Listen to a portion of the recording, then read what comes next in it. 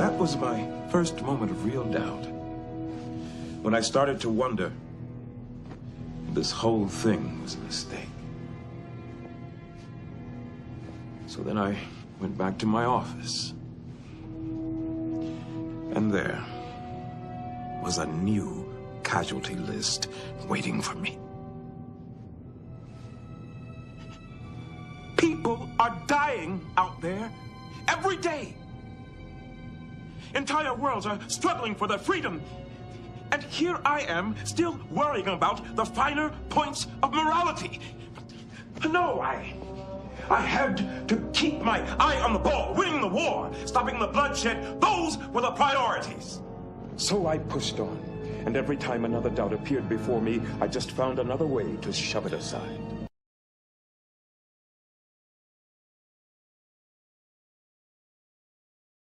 I feel like I've lost my purpose now. It's like, well, give up then. No. Jesus!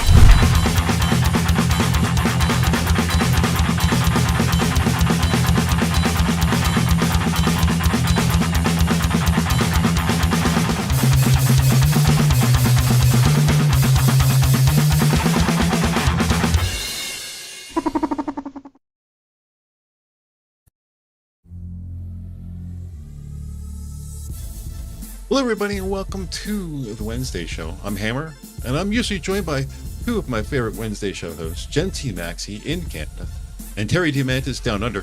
You can find us on Rumble every Wednesday at 8:30 p.m. Eastern, and then we bring in YouTube at 9 p.m. to simulcast on YouTube as well. Hope you have time to stop by.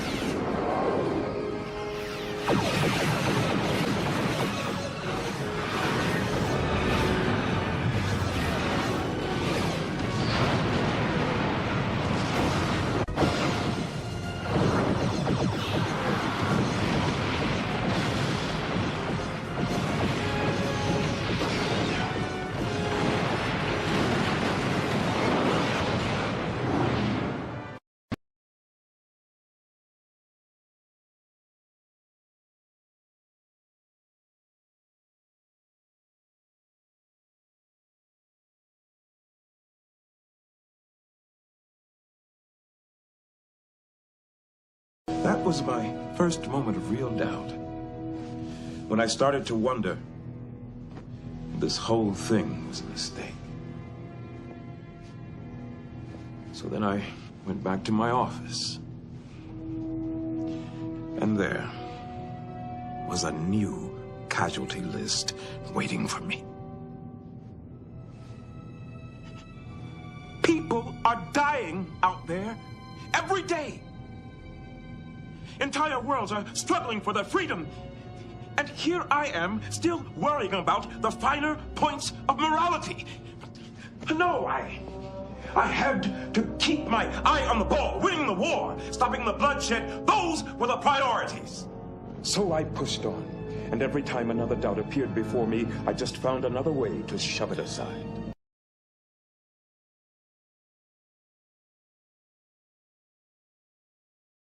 I feel like I've lost my purpose now. It's like, Well, give up then. No. Jeebus!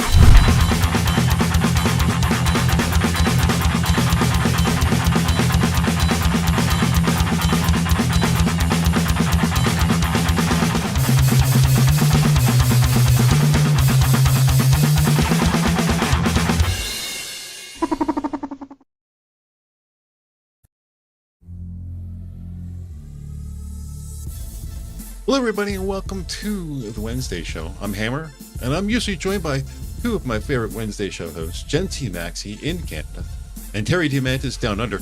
You can find us on Rumble every Wednesday at 8:30 p.m. Eastern, and then we bring in YouTube at 9 p.m. to simulcast on YouTube as well. Hope you have time to stop by.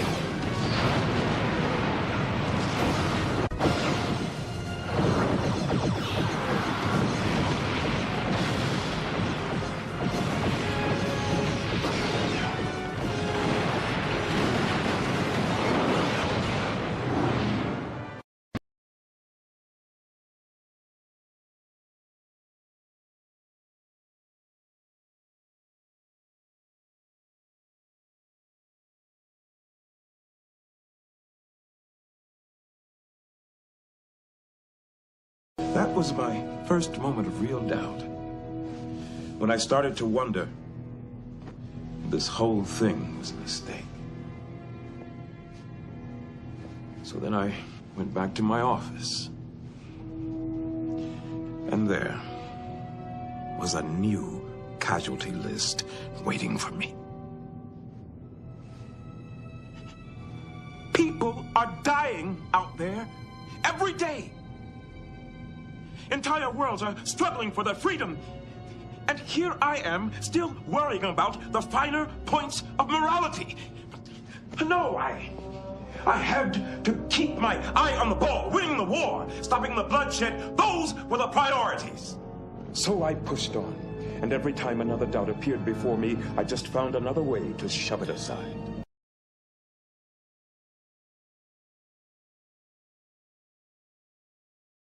I feel like I've lost my purpose now. It's like, Well, give up then. No. Jeebus!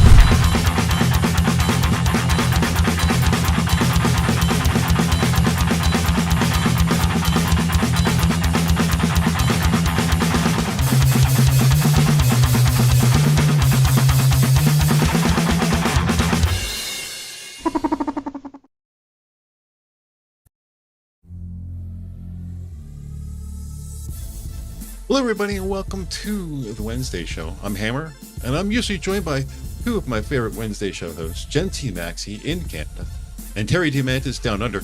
You can find us on Rumble every Wednesday at 8:30 p.m. Eastern, and then we bring in YouTube at 9 p.m. to simulcast on YouTube as well. Hope you have time to stop by.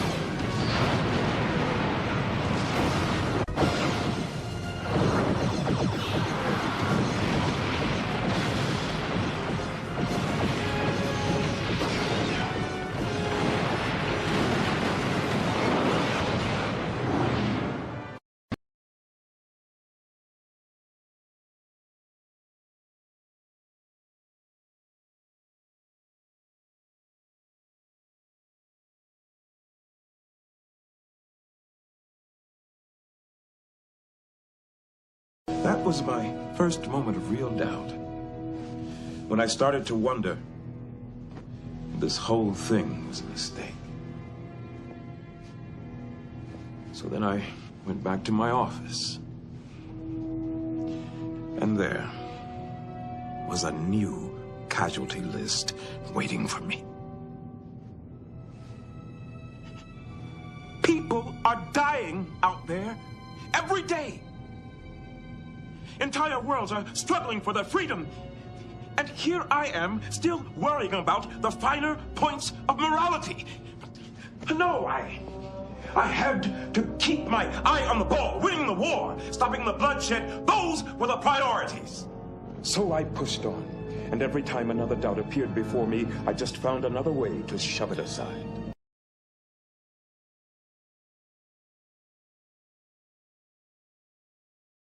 I feel like I've lost my purpose now. It's like, Well, give up then. Yeah, but yeah. No. Jeepers!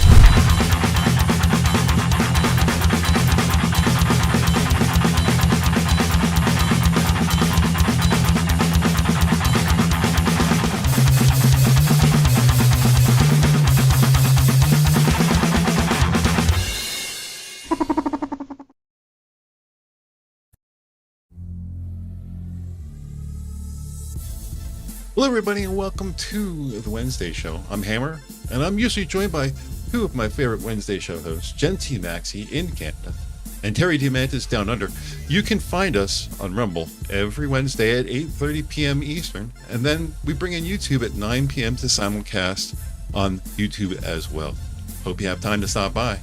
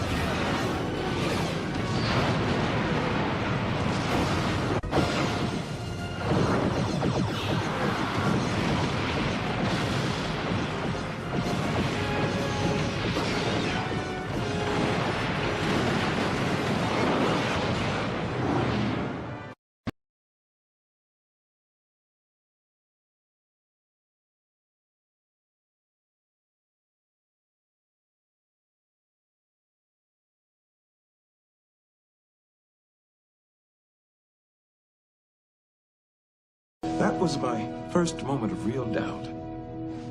When I started to wonder, this whole thing was a mistake. So then I went back to my office. And there was a new casualty list waiting for me.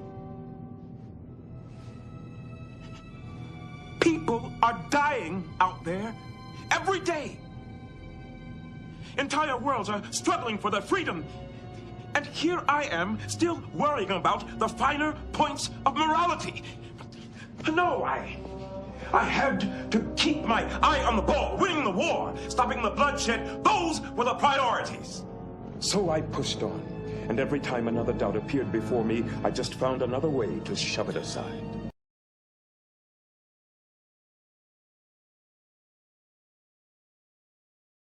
I feel like I've lost my purpose now. It's like, Well, give up then.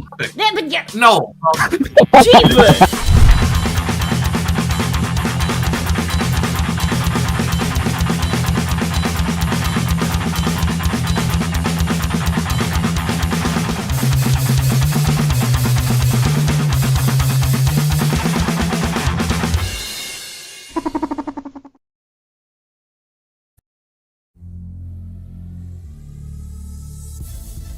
Hello, everybody, and welcome to the Wednesday show. I'm Hammer, and I'm usually joined by two of my favorite Wednesday show hosts, Jen T. Maxey in Canada and Terry Diamantis down under.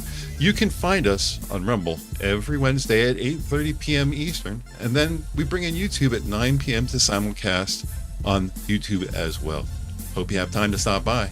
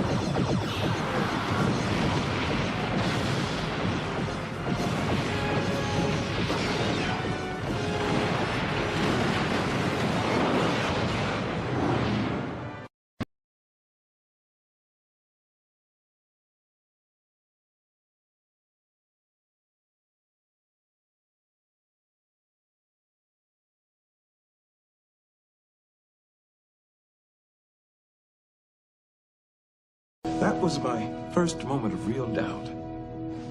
When I started to wonder, this whole thing was a mistake. So then I went back to my office. And there was a new casualty list waiting for me. People are dying out there every day. Entire worlds are struggling for their freedom. And here I am, still worrying about the finer points of morality. No, I I had to keep my eye on the ball, winning the war, stopping the bloodshed. Those were the priorities. So I pushed on, and every time another doubt appeared before me, I just found another way to shove it aside.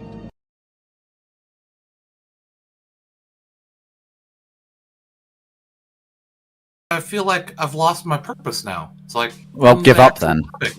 No. Jesus!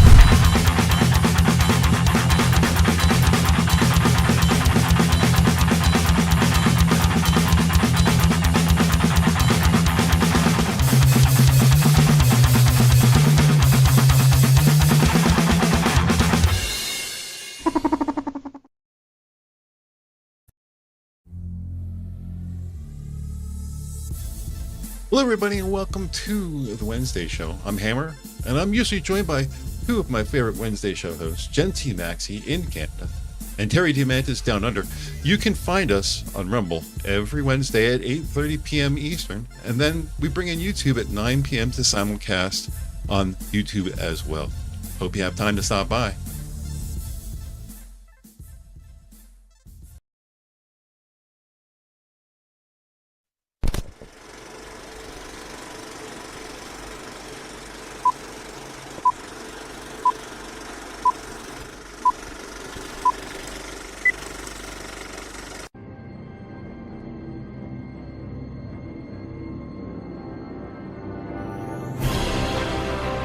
Minions of the Zoo. In space!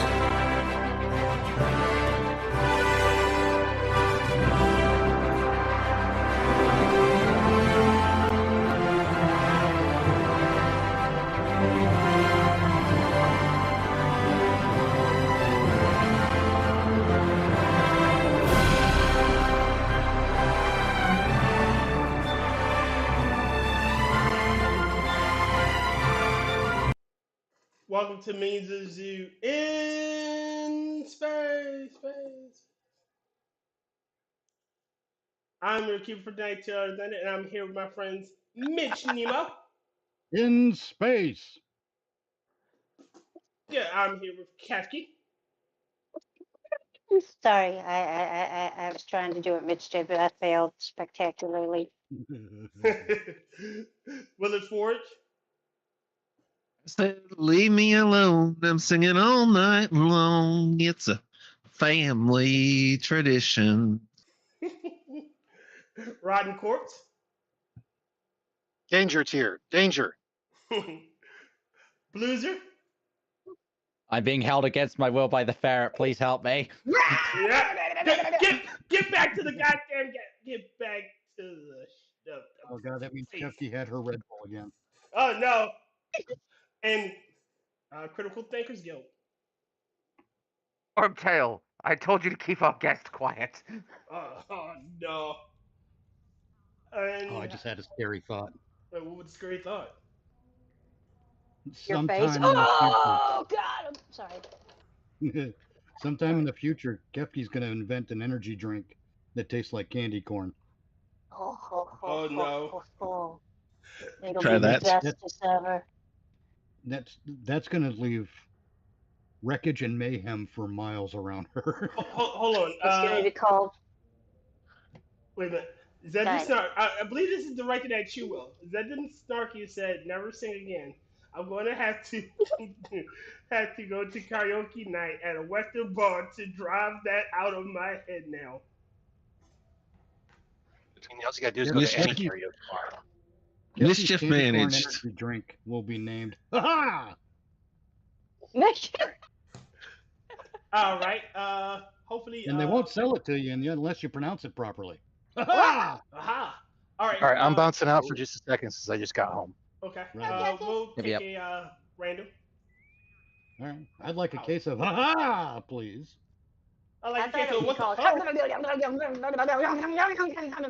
That's what it's called. You have to say it fuck. perfect. Yeah, I That's say the it like, new No, drink. that's the new extra caffeine flavor. Dr. Pepper. Yes. that's the pure caffeine Dr. Pepper. Purest of caffeine. Cocaine. In fact, they lost the pepper and they were just replaced it with more caffeine. Caffeine. Dr. Dr. Caffeine. Caffeine. Yup. They went to the folks that decaffeinate coffee and got the extracted caffeine and said, okay, each bottle gets an extra 10 grams. They started measuring it out slowly, like they cutting lines on coke, and they just. No, I could totally see the ferret snorting caffeine. They Cocaine changed the hookers. name to Dr. I Can See the Future, but only in French. I can hear colors. Terrible human beings, all of you. Anyway, Rotten, Well- the other thing I think you'd like about that movie story I put together, Yo, JB. there's a Australian girl who immigrated to America who spent a lot of time outdoorsy with her father as a kid in the outback, so she knows her shit about guns and whatnot. And it's it's not made a big point. It's not a big point in the story. But it's a I think it's a good character bit because there's another one of her classmates who's with her. And mind you, these are college students. They're out in the wild in a nature preserve. But one of her classmates, cohorts, I guess you could say, is anti-gun, but not like venomously anti-gun.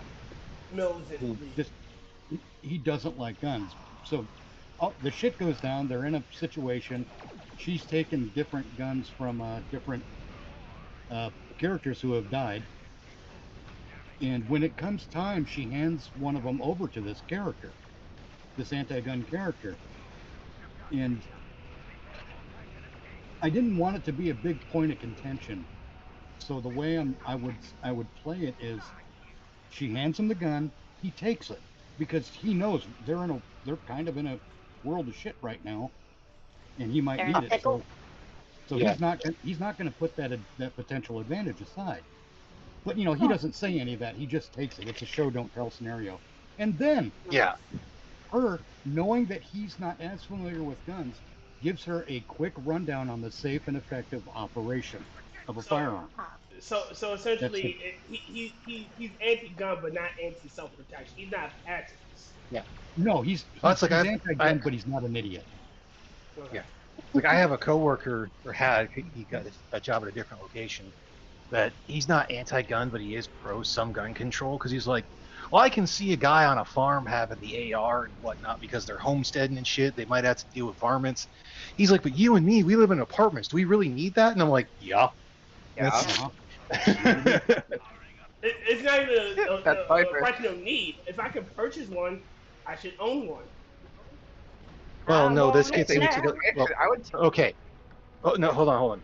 Making this, and this is the same thing. I think it's Clint Smith from Thunder Ranch, and that brought up, and it's a lot of things that a lot of people don't understand when it comes to guns and ballistics. Handguns will put holes in people. Rifles will put holes through people. Yeah. Shotguns, with the right load at the right distance, shut up. Will physically remove a piece, or it's like, will physically remove a piece of shit from someone and throw that piece of flesh on the floor. I was going to say a shotgun will grind the beef, as it were. I love It'll shotguns. put a big hole in you. Shotguns are That's beautiful. where, like, the Conan Noir show brought up the one recently of the guy who defended his store with buckshot, and why it's not the optimal round for that. I say round because the dude did survive. He was able to shoot back, and he later ended up getting caught, and then he has to walk with a limp because when he was running away, he cracked his fucking pelvis. Buckshot I'm still trying to figure Ouch. out why. Why would I care? Fuck around and he found out. Yeah. Well, the reason why they say it, they're not saying that he did what the gun owner was in the wrong. What they're saying is the reason why the bird shot is not optimal because it was less likely to put the threat down in one shot. It's the reason why they say that type of stuff. Okay, makes sense. We was always taught not to point our guns at each other hunting. Not only can we shoot each other, but we can take arms and legs completely off. And heads. You hit the right spot. It is going to do that too. I'll admit, Oh, hey, 12. The way 12 I've gauge written slug it, to I've the got shoulder and Wait a minute, Will. Mitch trying to speak. the way I wrote this, I do have some Hollywood firearms things happening. Not unlimited ammo kind of stuff, but when the first person in the movie gets shot, it is with a rifle, and what happens is one side of his head basically vaporizes. Ugh. That's yeah. I don't think that would. He's Well, I mean, and he's like mid-sentence too, because I just think that's more fun. I mean, a I think hunting anything rifle important will fuck you anyway. up. Not as much yeah. as a shotgun, but yeah. Well, I mean, if you do it right and you bring up that the guy was using like a hollow point rifle bullet or a soft point, those are meant to do that kind of damage. Right, exactly. So it would that's the one basically be that it expands. hit him. Yeah, because the hollow point's going to expand, the soft point's going to expand because you have Yeah.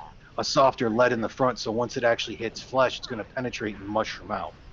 Yeah. And the reason why a rifle has the more likeliness to do that type of stuff as well, if you is it's also going to cause hydrostatic shock damage. Yep. The reason why handguns only put holes in people is because 90% of them are not going fast enough to cause hydrostatic shock. Yes. Okay. I learned something new. Also called hydroshock, by the way. Well, you'll All I over-dramatize know is your line in the video games. Oh, sorry. What? A rifle No, I was gonna is say- easier to shoot because I tried to, well, even a rifle knocked my ass back, but I dislocated You're a my ferret. shoulder and broke my collarbone with the shotgun, so Yeah, Yeah, well, you the can- shotgun, you can just hold like it the up. rifle, it depends on how you We hold broke it, my what it's collarbone. loaded in. 'Cause yeah. birdshot's exponentially easier to shoot than like a 3-inch high brass magnum slug or like goose shot. Well, with the hunting rifle, I was able to shoulder that, handle that a hell of a lot better. It gave me kickback, granted. Yeah. It didn't kick back near nothing compared to the shotgun. Well, your though. bolt action rifles are going to have more kick because they don't have anything to dampen it unless you have something on the front of it. I'm more Some sort of magnetic muzzle fire device. Which fire my dad, gun. I don't think had. But yeah, ferrets can fire guns. But yeah, I was also For that I was time also, frame, like, probably not. 90 pounds wet, so I did get knocked back pretty far. But yeah, Well, with don't the forget rifle. Don't forget the time Keffi busted out the shotgun and said she'd come here to have snack and cause mayhem, and she's all out of snack. Oh, snap! I'm here to eat cheese goose and cause mayhem. I'm all out of Yeah, cheese but- goose. But my dad, he's like, okay, you're not having the guns. You're just going to be doing the bow hunting. And I was delegated to bow hunting. I'm like, it's fine. I know how to use this. It was a pain in the ass to pull the string back until I built up some muscle. But then I had one of those little contraptions you hook on it and you pop it back. Yeah. But I don't think bow hunting. Bow hunting's nice. It has its advantages. Oh yes. All of them do. That's the reason. Another reason why people want the Hearing Protection Act to go through, because hunting with a suppressor isn't going to make it dead quiet, but it's going to bring down the noise, which is actually going to less likely to spook the animal. So yeah. Right. And that's important. That's important because once the deer get spooked, they're not coming back. They're You're not done coming hunting back. for the day. Yes, you're gonna have to come back another day. You might have to come back 2 or 3 days later at the very unless you're least. the type of asshole that does the driving of the deer, to where you start on one side of the woods or the farm or field or whatever, and you do either use an ATV or uncle- have people walk and make noise, so that way they spook the deer Right. over in one direction. My uncle would do that. My uncles would do that. Yeah. They would drive the deer to the specific It's a successful spot. way to get that, but it's in a lot of cases considered Illegal. unsportsmanlike. Absolutely, no, it not is always considered illegal. unsportsmanlike. Oh come It- on. well, you know if what's you're out unsportsmanlike? By yourself, it's not. Sorry, Mitchley, go ahead. Oh, go ahead. No, go ahead, Keffers. Oh, I was just saying, like, if you're a group out there by yourself, hunting out in the woods, and there's nobody else around, okay, I don't think it's so bad. But if there's, if you know how hunting season gets, if there's a bunch of people that are, then yeah, because you're kind of Oh, most of this that everything and. I saw was done on private property.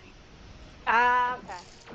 Well, then there ain't no problem if it's on the private property and you're the only ones out there. The reason why there's a lot of people would call it unsportsmanlike is because you would always hear the people that are like, yeah, man, I got this many deer. I'm such a good hunter. It's like, no, the deer are being driven to you and you just have to be a halfway decent shot. Like, yes. I've got more respect for someone who will sit out in a deer stand and wait. That's the point. Out here, they got brag boards at certain gas stations where everyone, you know, oh, I shot this thing, I had this many points in its antlers, blah, blah, blah. And I'm just thinking, you're not a hunter. You're engaging in an ambush. There's a difference. And it's a pretty significant difference, too. The way we used to do it is, my uncle had done that a few times, but we would usually just track them where because my dad was a Cherokee Indian, so yeah, he would track them, and we would follow them, and you know, that, and he used a lot of doe pee. Oh my God, he loved to use that stuff. Doe urine? Yeah, because a lot of times during hunting seasons, it was during the rut, so. Yep. I'm gonna start the dishwasher. Okay, sorry, but yeah. Sure, I'll need that. What the fuck? Where did this damn ship go? I don't know what kind of bear it was, but I've license too. Sorry, go ahead, Mitchell. Someone my nephew knows hunted a bear. Yeah. Made summer sausage out of it. I had some of that. That's pretty good stuff. I would like to try. He was putting other stuff into it because from what I've heard from my one uncle who was since passed I can't remember how long ago, but like depending on which bear or most bear, like it's greasy as fuck. Yeah. Oh yeah. I ain't never had bear before. And a lot of the sausages they still mix with pork. Oh sure. I'm just saying, it wasn't an unpleasant experience. God, I could. And to go against what Mitch was saying, he's like, it was just a fucking ambush. It's like, no matter how you hunt, you're pretty much trying to ambush them as well. It's the same in the animal kingdom. Like, it's very rare if they're gonna be like, I can see you, and I'm gonna just let you see me and then chase you down. Yeah, you got tracked. I think of hunting in a different way. In my brain, hunting is the ability to stalk and approach the animal. See, I go about it same way. Once they see you, though, they're gone. You gotta sneak up on them. You gotta keep the sneaky. Well, yeah, exactly. Well, the one that I got, we stared each other in the eye. Because I was going back to had waited out the morning and not had a good shot. Had seen a few, but had a good shot. And so walking back to the house and come into this, I was at an orchard, not an orchard, a tree farm, hit the spot between the rows, and I look over and there is this buck. And we're just kind of staring at each other. And he was kind of retarded because I had done the the caution, paranoia, and everything. I had unloaded the shotgun and everything.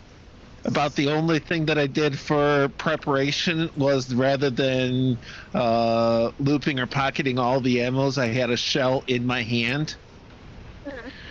So he stood there and looked me in the eye while I loaded a slug into the chamber, closed the action, lined up the shot, and shot him right in the chest.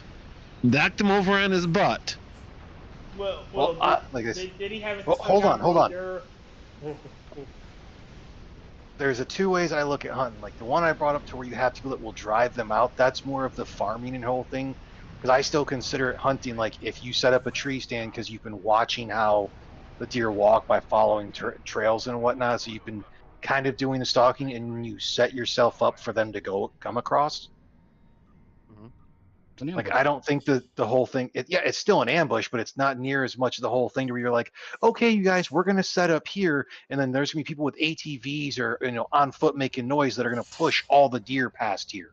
Like, you may have a deer come, it's like you may, from what you've seen, have a deer come across there, but you also might not. The chance is still there. Like, I've had several times of going out, sitting in a hunting location, and just sat in the woods and still had a fun time. Yeah. Yeah, that's the only kind of hunting I've ever done. That's the way it goes most of the time. Well, in my experience, is you're out there and they don't really, and unless you're, ready for another one? I've done the mixture of both. It's like the people who go fishing.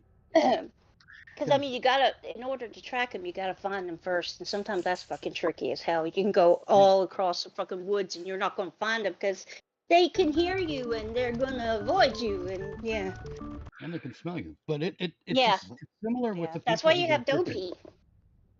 Because the people who go fishing, and sometimes they just want to go out there and sit alone. It's the same thing with hunting. I'm convinced that some of the hunters just want to go out there and just sit alone and have that moment of peace. Oh yeah, that's one of the things my dad has always said in that whole scenario was, he goes, I go out to hunt because I get to go out in the woods and enjoy my alone time in the woods. Yes. He goes, and and there's always the plausibility of I get a bonus of getting a deer and having something to eat.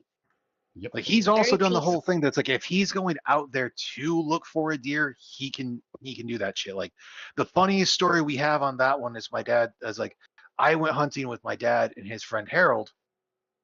And by the way, Harold is Cuban.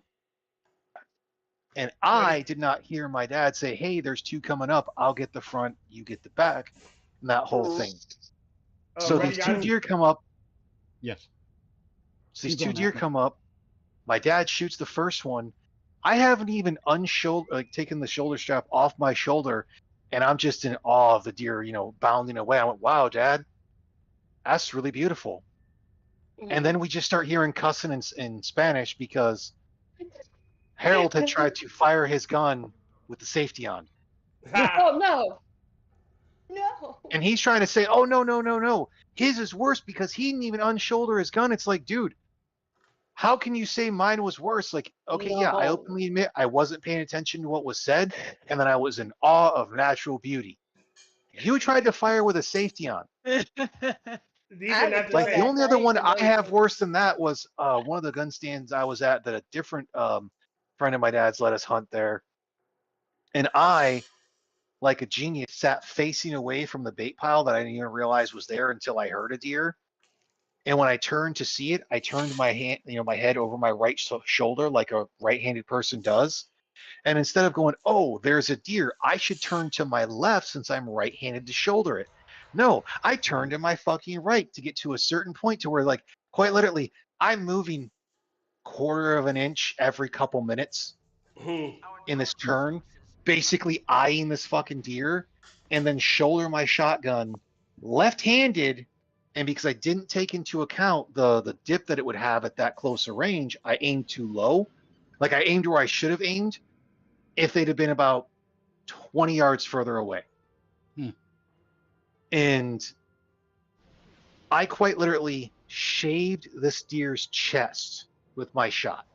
Because they went over there and they found fur that had been basically pulled off. And my dad was just like, so, you know what you got to do next time, right? And I was like, yeah, I need to practice shooting left-handed. He goes, God damn it, you are my son. That's the thing, though. You always got to shoot. I was always taught you either go through the head or the heart. Oh yeah, you're trying for, if you, depending on how you're going to do it. You don't want to suffer. Yeah, you're trying for a fast kill. If you can do it right with any rifle or whatnot, you want to catch them on their broadside, so that way you can take out the lungs and the heart. Yeah. I used to be really damn good with the bow, though. I would get them through the heart most of the time. Very rarely did I miss. I did miss one and ended up getting it at the shoulder. What do you call that? Haunch up at the front. And it got away. I think we were able to track it. Well, Yeah, the hunch is not the front. Anyway, it was in the front shoulder, Yeah. but it bled, so we were able to track it down. And my dad made me finish it, and I was like, oh God, because it was looking, oh no. That's one of the reasons I stopped talking, because it was looking at me, and I had to, and I just, yeah. It's not for everyone. Oh, the funniest thing about like the one that I actually got was there's like probably like 3 seconds of that I just blacked out. Because quite literally, it seemed like forever that this deer and I were just, again, eyeing each other. Uh-huh. I'm from an elevated tree stand. And so, you know, I put my dot where I was supposed to on his thing, but instead ended up catching him in the, basically just low of the left butt cheek. Mm-hmm. But because of that round, it took off, and then when it made a right turn, the fucking femur broke. Oh, bless it. Wow.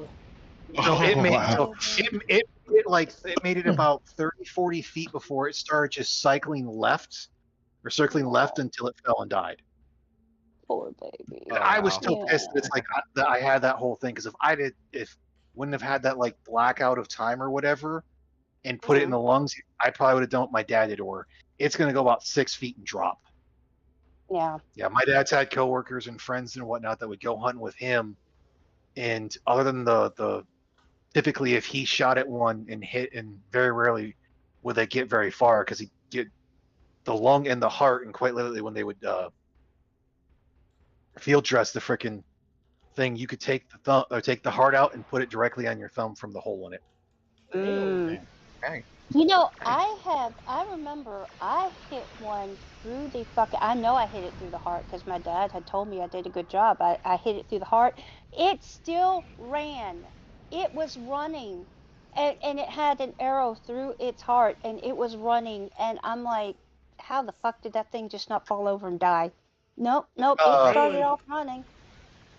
Depends on like what it's, because with the fact that deer are, especially for whitetail, tend to be about the same weight and so muscle density of a human, not to the full. They tend to be on more on the lean side.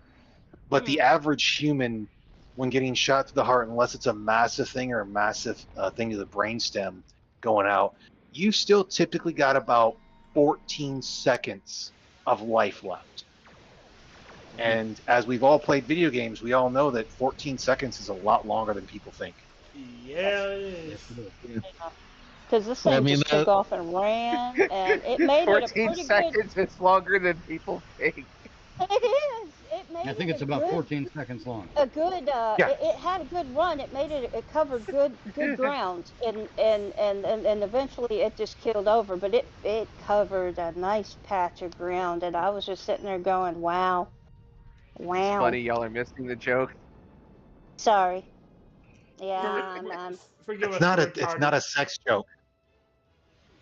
Not every single one of us mind is completely in the fucking gutter there, you degenerate. God Yeah, damn I it, didn't catch it at all. Oh shit! Degenerate. How dare?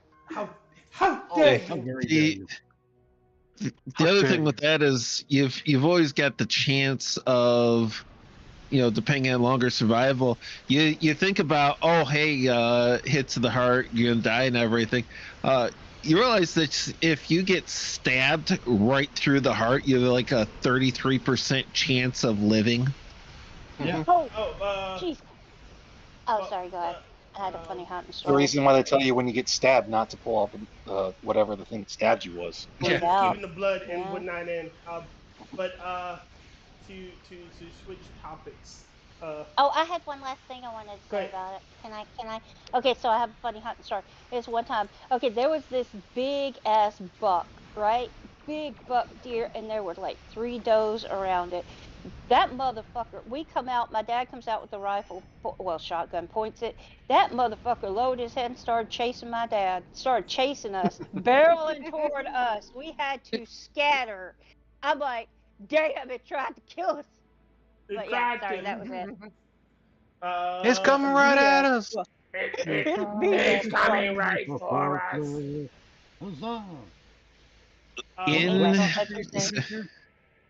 As you were saying, Tyr. As I was saying, speaking of getting stabbed in the heart, are you guys listening to the stuff from Carmelo Anthony?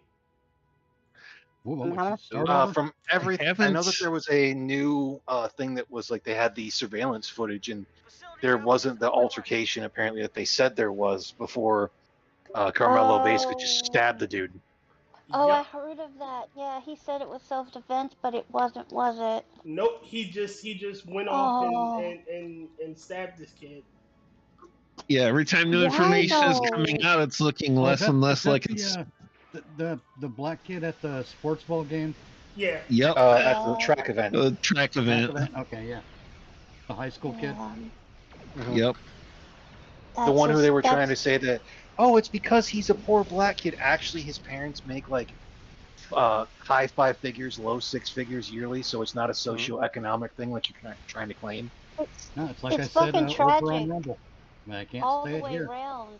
It's tragic because not only is it it's two lives gone now. He threw away his freedom and then he ended the other life, and it's really sad. It really is. It really is. It is. Oh, well, the really sad thing about it is how many people were trying to defend being like, oh, well, you know, he was at an event and everything, and it's just like, except for his school wasn't even at that event. Like, he wasn't a runner.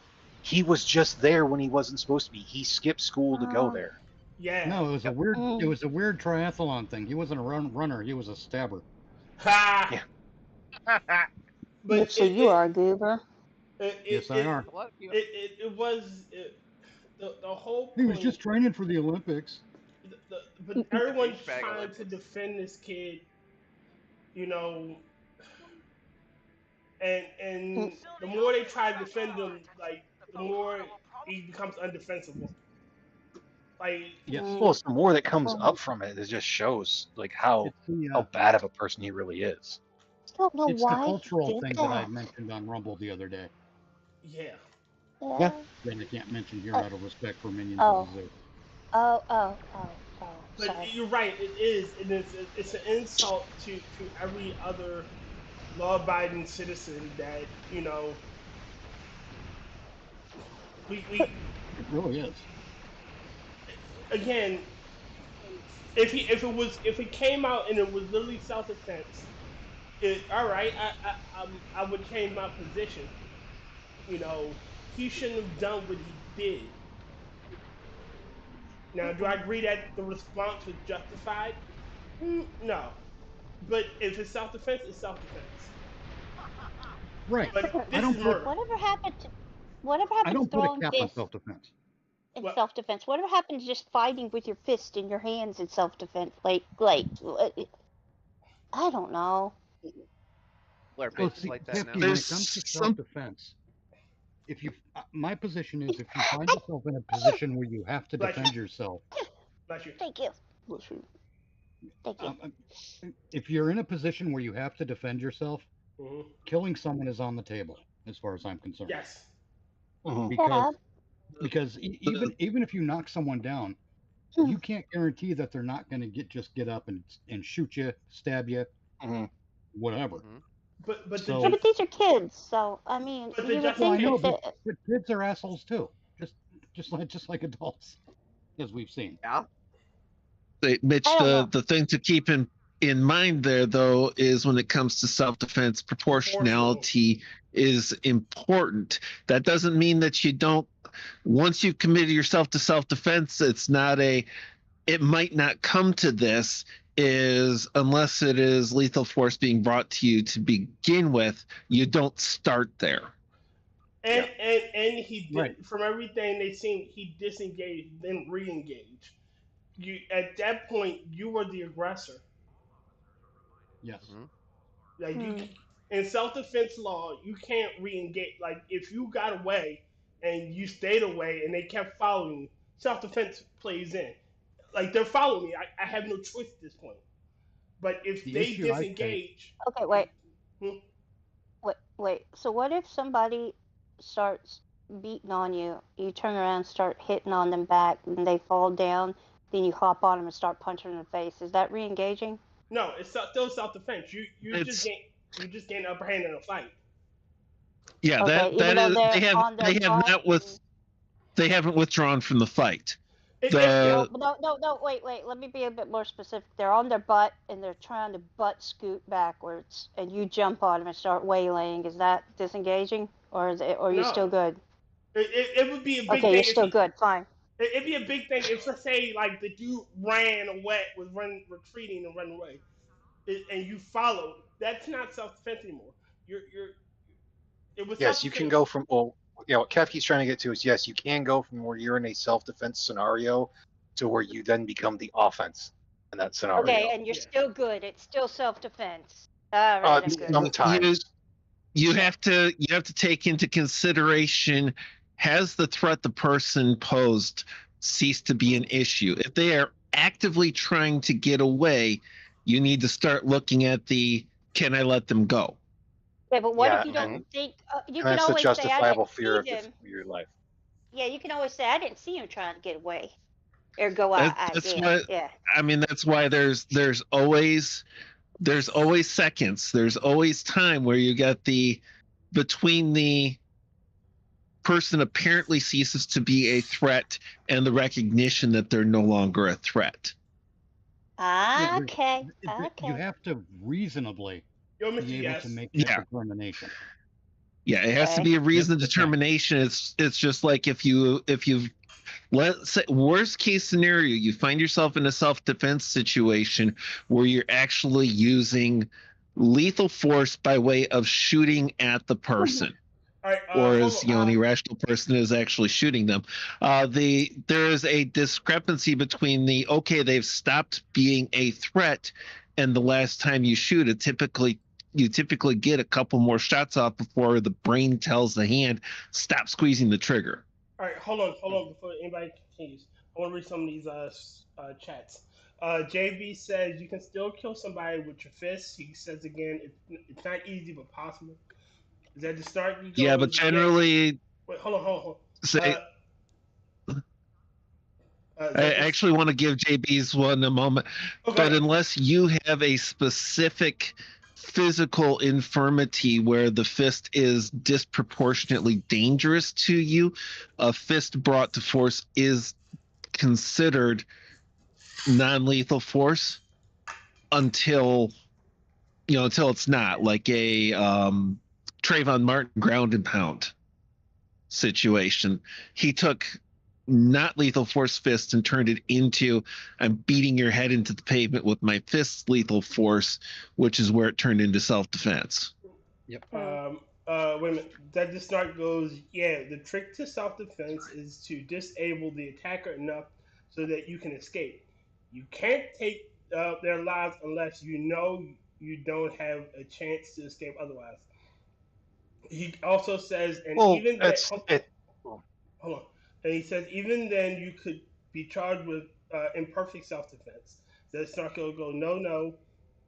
If it'd be re-engaging if the attacker is down and trying to back off. Okay, Zedfree, thank you. That's re-engaging. Well. Yeah, if it's really clear, but you're always going to have a few seconds of carryover.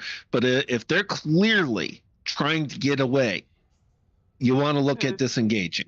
And Zed, you're gonna run. Your mileage may vary, and go. Your mileage may vary, and be aware of your local self-defense laws, but everywhere in the country, at least in the U.S., if the person is bringing lethal force to bear on you and escape is impossible, and you didn't start the fight, you're not escalating it, all these things, there's like 5 key components, and stand your ground states only have 4. You run into you don't have to go for, hey, I've got my gun, I'm trying to disable you. You've brought lethal force to me. Self-defense is all this is just to do with lethal force, though, right? It's not just a regular fight. If you're in a regular fight, and as long as there's no lethal force intended, right? No. Self-defense laws apply to it's lethal. Yeah, self-defense laws apply to regular fist fight too. It's the distinction between force less than lethal in self-defense and lethal force in self-defense. But if somebody's coming at you with less than lethal force in self-defense, let's say they're bringing fists to you, you can use fists back in self-defense. Yeah. But then, because like I said, just being a fist fight, Kefki, is gonna be something more of like you're doing an MMA match to where they're gonna have that whole thing. Or if you have something like, I want to say it's like Idaho does, to where I think it's Idaho, to where they have like the whole mutual combat thing, to where you like two people can agree to get into a fight, and then they'll get into that fight. It's like if a guy goes like, "Oh, you want to take this?" It's like, "You really want to do this?" And they steps outside. The other guy follows him outside at a bar, and those two go to fight. When the cops show up, they're gonna be like, "Well, they agreed to it." The cops are gonna be like, "All right, everyone else get the fuck back. We're gonna make sure nobody dies. Go at it, boys." Really? Oh wow. Honestly, we probably need some more of that. I would like that. Mutual combat is also in Illinois, because that's Lord Lightfoot defense for why she didn't break up the gang fights and shit. It's mutual combat. I've been a big proponent of bringing back the duel for years. So am I. I demand satisfaction. A duel doesn't have to be at dawn. About the whole self-defense thing, though, I've been in a lot of fights in my life, because, you know, kids like to bully other kids, and then there comes a point, there's a point to where you just get, and you just fight, and you don't think. Somebody comes at you, you kind of blank out, and if you hurt them really bad, you're still responsible for that, though, even if your brain has left the building, correct? That doesn't matter. Anything like that, it would be accidental of the thing, not full-on purpose. It'd be negligence. Right. So they negligence, could still, there we go. Like, they could still sue your ass, or they could still, they would still be in the right. They would be the victim well, like, of if we're going to get into that, you have to remember, Kefki, as well, that there are a lot of states that have it, that if a person breaks into your house and gets hurt, they can still civilly sue you, which is absolutely asinine. That is so stupid. If they break your house, they should be. Yeah, I mean, the castle there doctrine, have to be man. instigator laws, essentially. Breaking into my house is an instigation of violence. Yes. Yeah, I think Tenacity has castle doctrine. You can defend your house. You can, I think, but that is so stupid. If they get in your house and you end up beating the shit out of them or worse, you shouldn't get in trouble. They came into your house. That's a threat.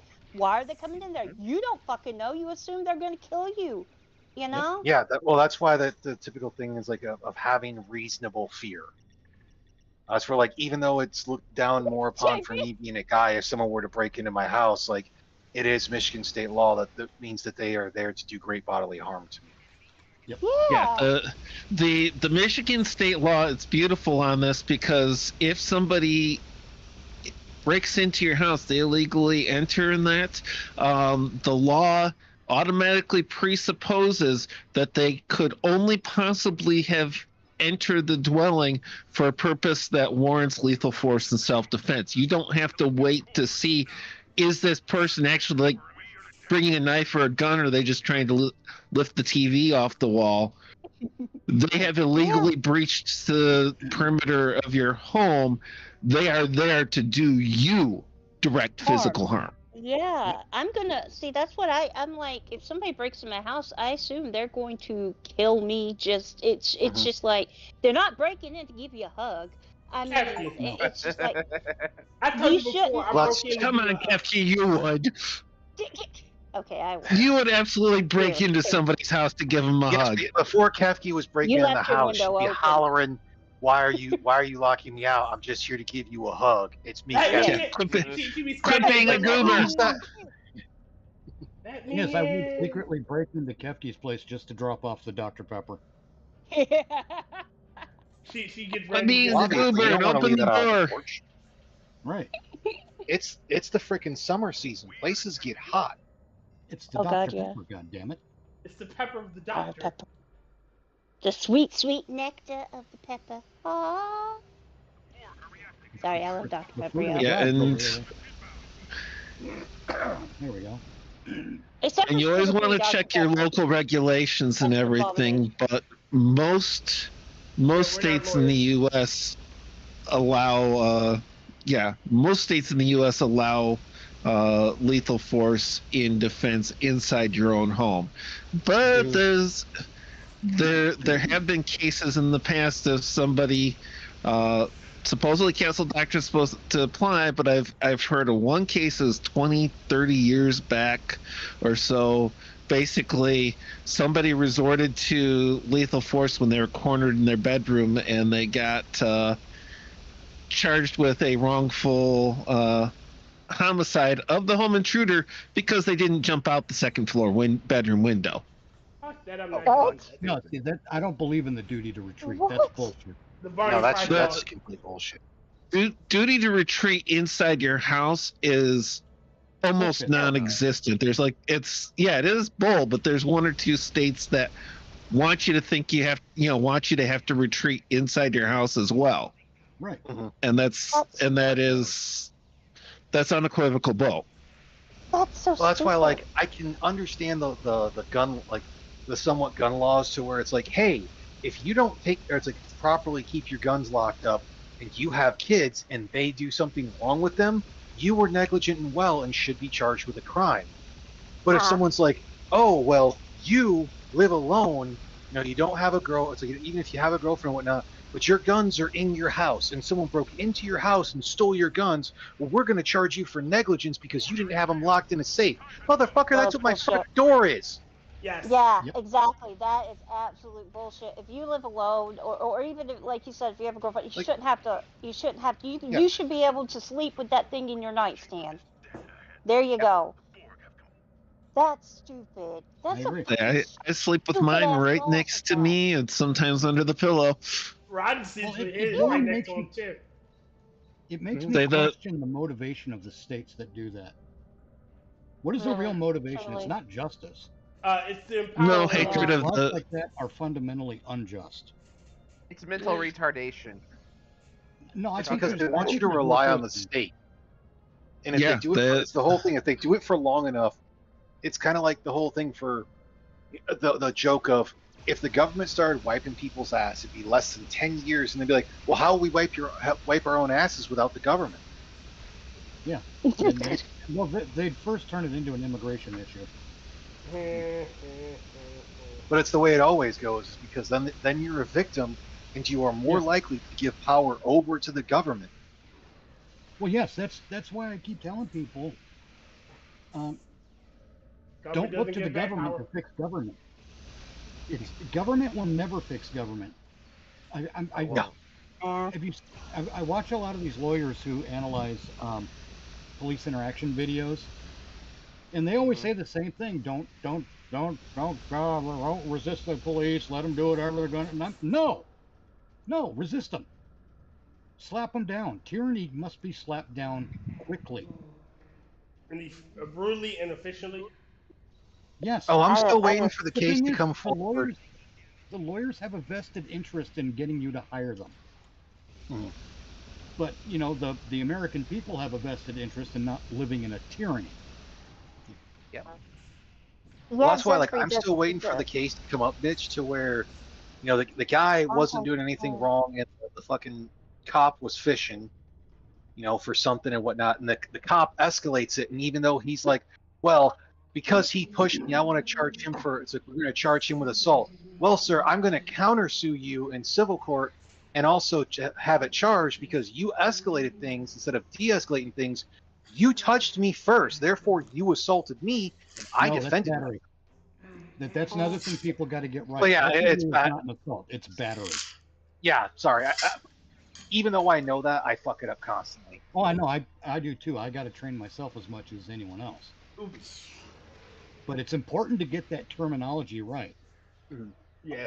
Yeah, then you battered me when you weren't supposed to. You escalated things when you weren't supposed to. There was no reason for that escalation to happen. Right, and if they touch you unlawfully, I figure at that point, their qualified immunity is gone, and everything's on the table. Yeah, because in that situation, well, it's the reason why I say that qualified immunity doesn't need to be abolished. It needs to be, son of a bitch, like Redefined. basically like re-put how it is, redefined, because it's supposed to be there for when, you know, law enforcement and judges are working in accordance with the law. Well, if it got to a situation and they're just standing there and you put hands on them when there was no legal reason to put hands on them, you're not working in accordance with the law. Therefore, qualified immunity is gone. Right. Exactly. And the problem is, because they've used that before, they're like, well, we have precedents that we can use that. And it's like, well, that was wrong. That was and that's where it needs to come in with its. Well, that's where it needs to come from the Supreme Court, basically, of being like, no. Qualified immunity is this way, not these ways. See, my idea of isn't qualified immunity, it's verified immunity. And the way my system operates is that the police have their immunities up until they break the law. Everything after that, their immunity is gone. They cannot file charges against you for anything that takes place after they break the law on you. Well, that's why it's supposed to be qualified immunity. And it's the whole thing is, were you working in accordance with the law? If yes, you are qualified for immunity. If no, you are not qualified for immunity. Exactly. But in my system of verified immunity, that immunity has to be verified in every case. Every case that's what it should be. Adjudicated to the point where we analyze at which point the immunity ends in the interaction with the police. Oh. Or any government entity. Wait, CPS too. I hate CPS. So do I. That's kind of like the whole thing for a lot of when they show the ones of the person who gets pulled over and their immediate like license and registration. It's like, no, you're supposed to tell them why they were pulled over. It's the reason why if you were to like step out of the car, MIMS doesn't apply, because until you explained why the person's pulled over, it's not considered a lawful traffic interaction. Exactly. Plus, that's also why they say to you, do you know why I pulled you over? Yeah, because, well, that's just fishing. That's fishing for confession. It's a way to get you to leap into an admission of guilt. Yep. Do you know why I pulled you over? That's why my... Don't they have to say that, though? Don't they have to say, do you know why I pulled... No. No, they don't. Because I think it was Minnesota or California that they put in a new law for their... That was one of the few things that California did. When their law enforcement pulls over someone, they are not allowed to come up and say, do you know why I pulled you over? They are required to come up, state who they are, and the reason why they pulled someone over. Yep. Which is what they should have been doing for years, because it's already a stressful situation for that whole interaction, that whole thing. So it can even be on both ends. I'll give the cops a little bit of credit on that. But if they were to go through being like, these are the reasons why I pulled you over, it cuts down a lot of tension. So it's, these are the reasons why I pulled you over. Then depending on how the person may want to do, they just may have to present their license and registration. They don't necessarily, depend on the state, they may not have to give it to them. That's the reason why I hate stop and ID states. I think that's the biggest crock of shit, or one of the biggest crocks of shit. Like, just 'cause the cop talks to me and says, well, I want to see some ID, I have to give it to him. That's bullshit. Nope. I want to see your ID. I want to see your ID. Say, Mitch, I'll go one further though on your notion of verified immunity. It should be treated exactly the same as self-defense is. A defense of confession and avoidance. It is literally, hey, I did the do. This is why it's legally justified. Mm-hmm. So if they get denied, it is like automatic. It's essentially automatically you lose. So you lose on the defense there. If you try and claim it that way, you are saying, I did it. Here's why it was right to do. Here's why it's justified. And if the justification falls flat, you lose out. You lose the protection, and now you just giving evidence against you. Yeah, well, no, it literally is a confession tier. The thing with self-defense in court is let's go with the lethal force in self-defense. The thing in self-defense in court is I killed him.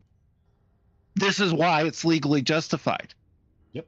So if the if your defense falls flat, they have a open confession, a direct pathway to conviction. No other, no ifs, ands, and buts. 99% of a trial in the case where lethal force is used in the claim of self-defense is the prosecution. 99% of the prosecution's case is attacking that claim of self-defense and saying this is why it couldn't be self-defense, because if they can't dismantle that, you're legally justified and your defense is solid. But you have, by claiming self-defense, you have confessed that you did it and stating that you have a reason that it's legally justified.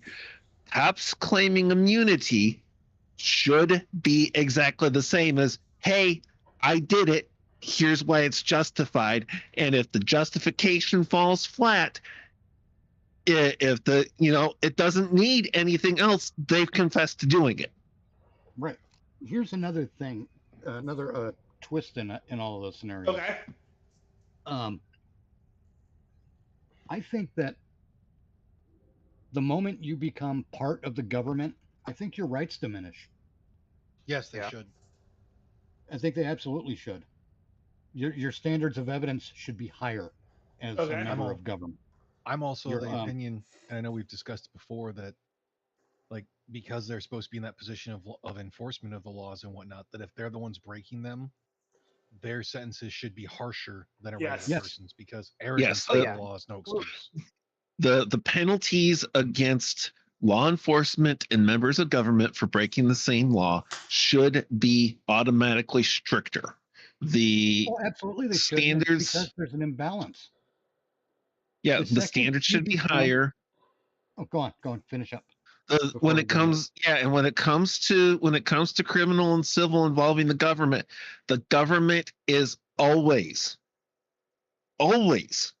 supposed to be playing the long game. They're supposed to have to beat the odds. The deck is supposed to be stacked against them.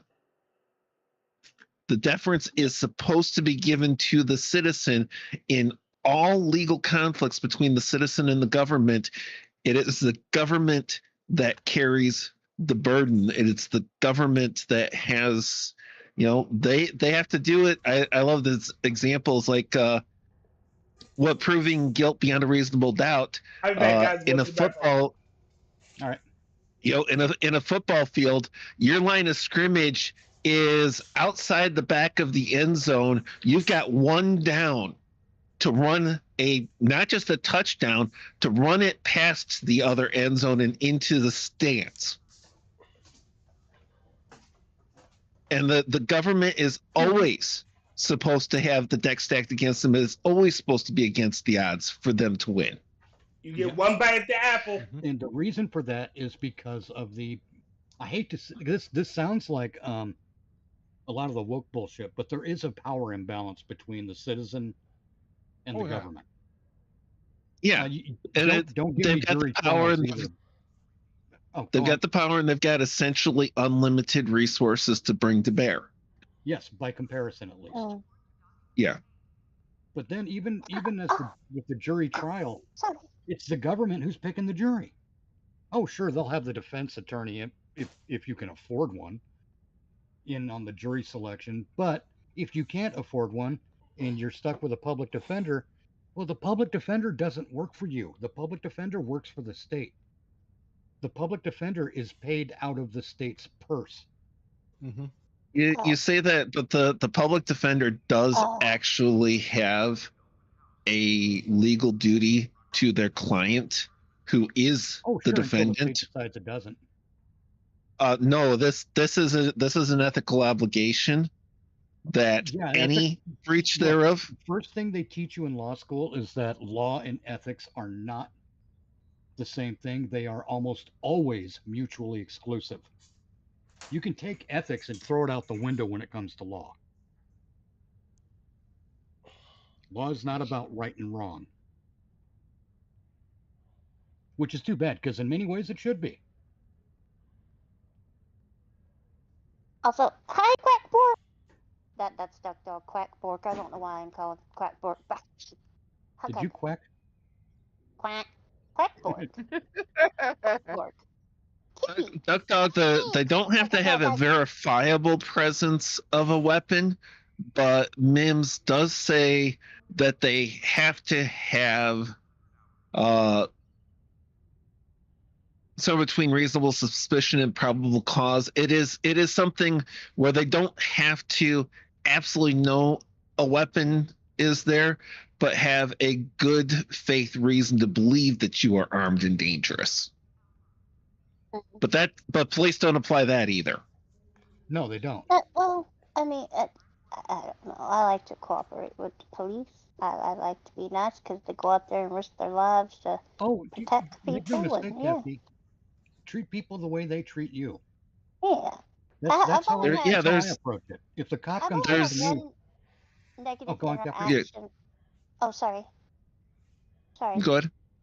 Oh, I've only had one negative interaction with the cop. Okay, we were taking my daughter to the vet because she got gotten sick, and we were driving down the road, and cop pulls us over and is like, "Oh, hey, do you know your tail lights blinking in and out?" And they just started in and talking, and he made us pull over in the freaking gravel, and we're like, well, yeah, and he's like, well, where are you headed? Da, da, da. And I just got because she was very sick. And you know how ferrets are; they get very sick, and so and it was hot, and I was like, look, and he made us turn off the car, and I needed the AC to keep her cool. I got persnickety and snarky. I'm like, I'm trying to take my child to the doctor. I don't know what's wrong. She's very ill. She's throwing up, and we're just sitting here waiting for you to get your fucking information. And yeah, and he made me come out of the car, and I had Pogo, and he's like, well, you're gonna have to put her down. I'm like, nope. I almost got in trouble. No, he smoothed things out, but I almost got myself arrested because I wouldn't put her down, and I was being a bitch. Sounds like you had justification. I was hoping I didn't get arrested. I probably wasn't, but he was being an asshole. That's the only time I've ever been an asshole to a cop, because he had attitude. All right. Well, see, that's exactly my point. Wait a minute. All right, there was a while back I wanted to say something. I can't hear a word you're saying, man. I can't hear you across the room. You're still halfway across the room, dude. Sorry. From 6 rooms away. Sorry, I wanted to say something, but y'all had moved on. But I think the law should get one bite at the apple. If you can't get me once, then it doesn't matter what the fuck it is. If you try me for something, you get one bite. Yes.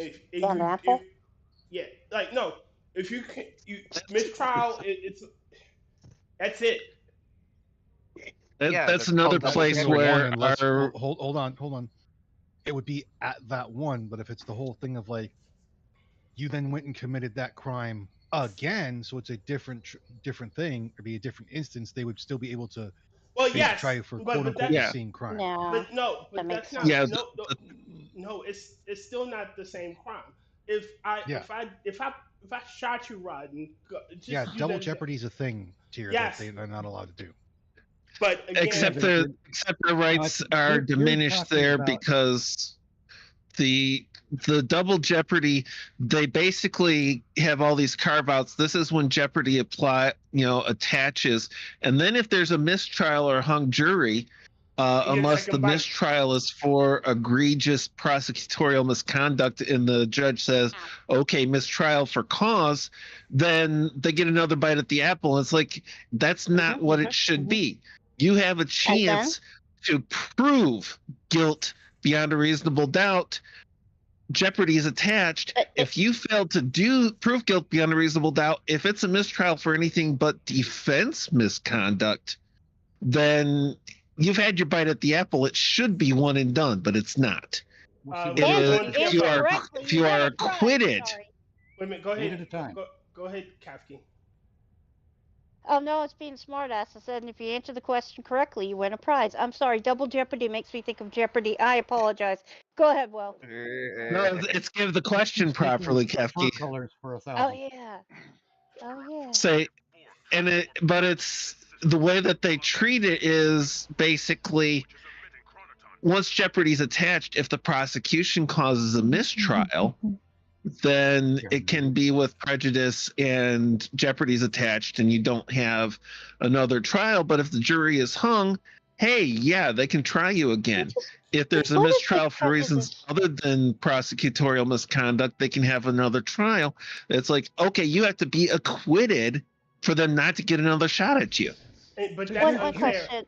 What's with at prejudice mean? All right, with prejudice, what is that? When you dismiss something with prejudice, it means, or when the judge dismisses a case with prejudice, it means that they cannot bring those charges for that crime against you again. Oh, that's the prejudice part. It means that the court will be prejudiced against the prosecutor bringing those charges for that crime against you again. Okay, I got it. And without prejudice, they can do it. They can try you again. Yeah, as long as it's without prejudice, they can keep putting you back on trial. Oh, what that we're sucks. talking about here is erring on the side of liberty.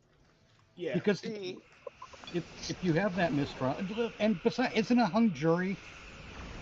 Doesn't a hung jury just indicate that they couldn't prove something beyond a reasonable doubt? Yes, it honestly should. Like if the jury is hung, if it's half and half, then it clearly decides like they half believe the defense and half believe the prosecutor, and they can't come to consensus. It should be one and done. Like there's a possibility that bad men will get off. I agree, but it's unfair to keep trying and trying. You get another bite at the apple. Right. What are you It's laughing at? supposed to be. She's a hanging judge over there thinking about a hung jury. Jury is one and done. The hung jury is one and done. Oh God, my mind went together. So Kefki. Okay, you guys got on to me about this shit that she's doing. You guys don't see shit. I said Kefki. Get your mind out. Yeah. Do we have to wash your brain out with soap? My brain is hardly ever in the gutter. I get at least one time to have my brain in the gutter. Looky here. I might have to wash your brain out with soap, young lady. No. Yeah, a hung jury is they had their shot to prove beyond a reasonable doubt and failed. That should be the end of it. Yes, it should. Yeah. And But again, again, what is the state's motivation for erring on the side of tyranny? That's the question we need to be asking with a lot of this stuff. Why? It's why. Look, the state will. You'll get denied the right to sit on a jury if the state finds out you've discussed jury nullification.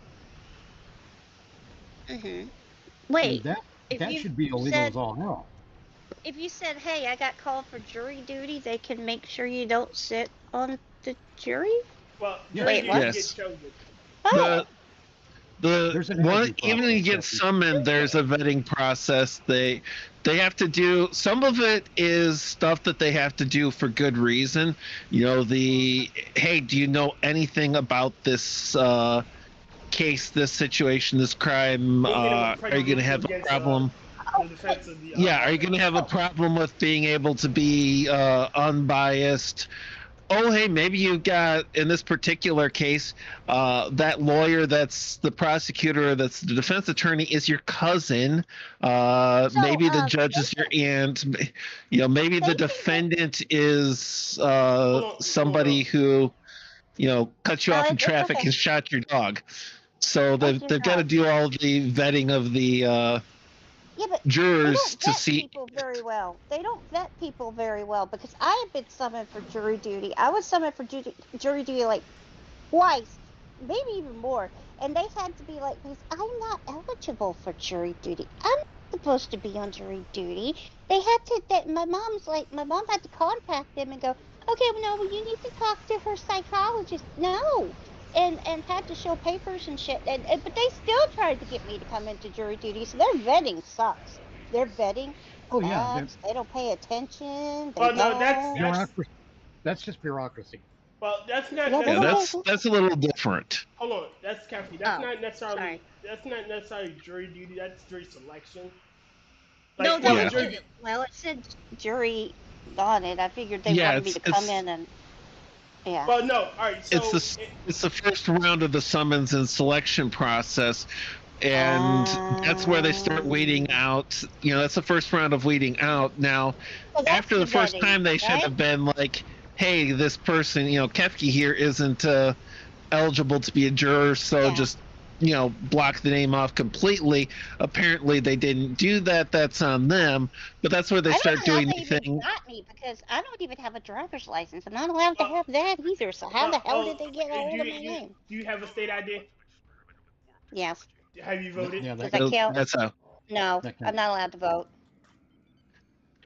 Goddamn ferret's not allowed to vote. Makes sense. Some places do it off of voter rolls. Some places do it off of state IDs. Yeah. And everything. So it's. But I the state IDs, that would make more sense, yes. Sorry, Mitchell, go ahead. I can guarantee that I'll never be on a jury. And the reason for that is because when they start asking me questions about bias and whatnot, my answer will always be, if everyone operates in accordance with the Bill of Rights, I will have no bias. I'm always kicked off of jury duty because technically I'm law enforcement. I'm more inclined to believe them than, you know, most people. Yeah, right. So that you're not, you can't because He's that thin blue line gang. No, not even that. I'm technically considered law enforcement. He's the law. As much as I am not actually like have actual arrest powers, I'm still considered law enforcement. I'm a federal officer. The law, obey the law. Meanwhile, also, and I won't say this during jury selection, I know what jury nullification is. So do I. Yeah. And what is jury? The jury is supposed to be the final word in a trial. What jury nullification is, if the police arrest someone legally, it's a legal arrest. Hold on. No die. It's a legal arrest, and the trial is conducted legally. But if we, the jury, determine that the law is unconstitutional, for example, then we can submit a verdict of not guilty, and that would nullify. The jury can give the middle finger to the prosecution, the judge, and the court, and the and the executive branch and the legislature combined, and just say, "Yeah, we're not convicting somebody of this." Oh, right. The jury, that's good. The thing is, what the courts do is they go out of the way to make sure that potential juries don't know what jury nullification is. So they don't know they have that right. They don't know they can do that, right? Exactly. That's why the judges are always giving jury instructions and telling you what you can and can't consider as evidence. What you have to when it comes to ignore. But when it comes down to the sometimes, you know, when picking another TFO. When the defense attorney is testifying instead of asking questions, the court needs to step in and say, no, you can't do that. Jury disregard what the defense counsel has said because they were testifying instead of asking questions. You know, and it's worse when the prosecutor does it because the judges abuse that by not letting the American citizens know that they have the right as a juror to nullify the charges against a defendant. Now, I'm not saying go in and do it every time. If you got a mass murderer and you're on that jury and you think he did it, don't vote not guilty. Yeah. You know, the people on the juries have just as much responsibility to use their powers responsibly as anyone else in that courtroom. Yeah.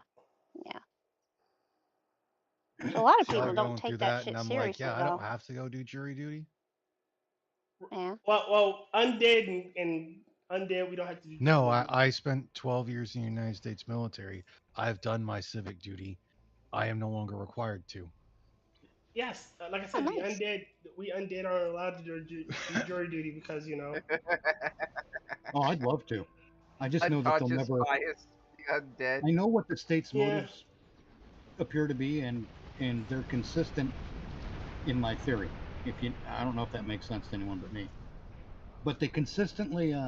I suspect the state of shenanigans, and they consistently don't disappoint me. We'll put it that way. Shenanigans. So when I go into court and I'm like, yeah, you obey the Constitution and the Bill of Rights, you're not going to have any issues with me. And if they don't let me on that jury, then I figure I've got a responsibility then to go out into the world and say, hey, they wouldn't let me be on a jury because I told them that I will uphold and defend the U.S. Constitution and the Bill of Rights. Yeah. They don't like that. No, they don't. But, the judge will probably issue some sort of an order. You can't discuss this case, blah, blah, blah. I'm not discussing the case. I'm discussing the jury selection process. I think all courtrooms should have live feeds.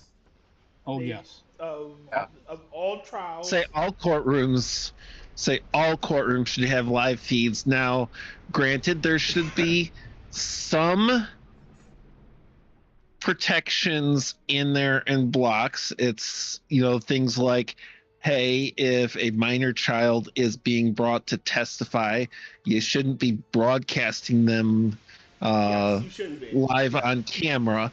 Now, granted, I think that most courts do that wrong, because I think that even if a minor child is testifying, you don't put them on live cam. I think the audio feed should still be available to the public. Yes. The public has a right to know.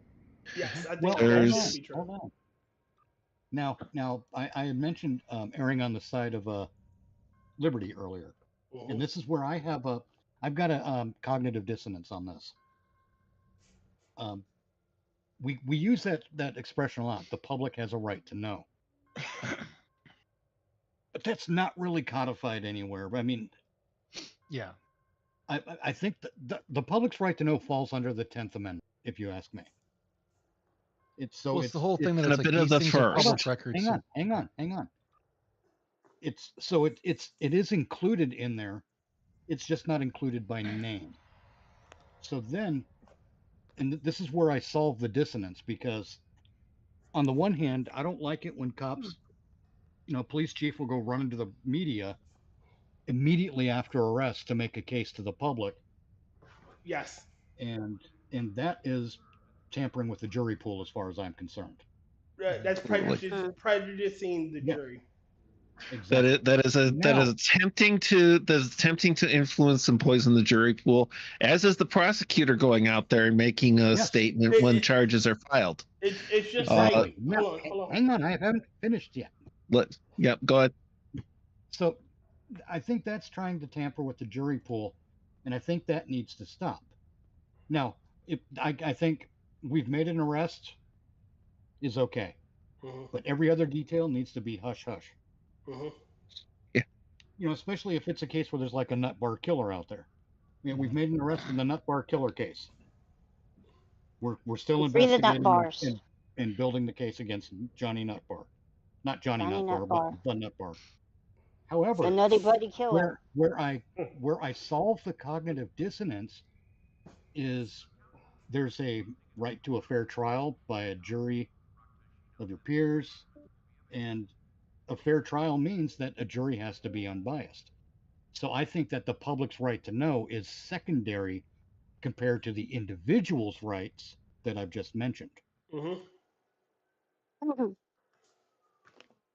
right, I'm picking another TFI. Right on.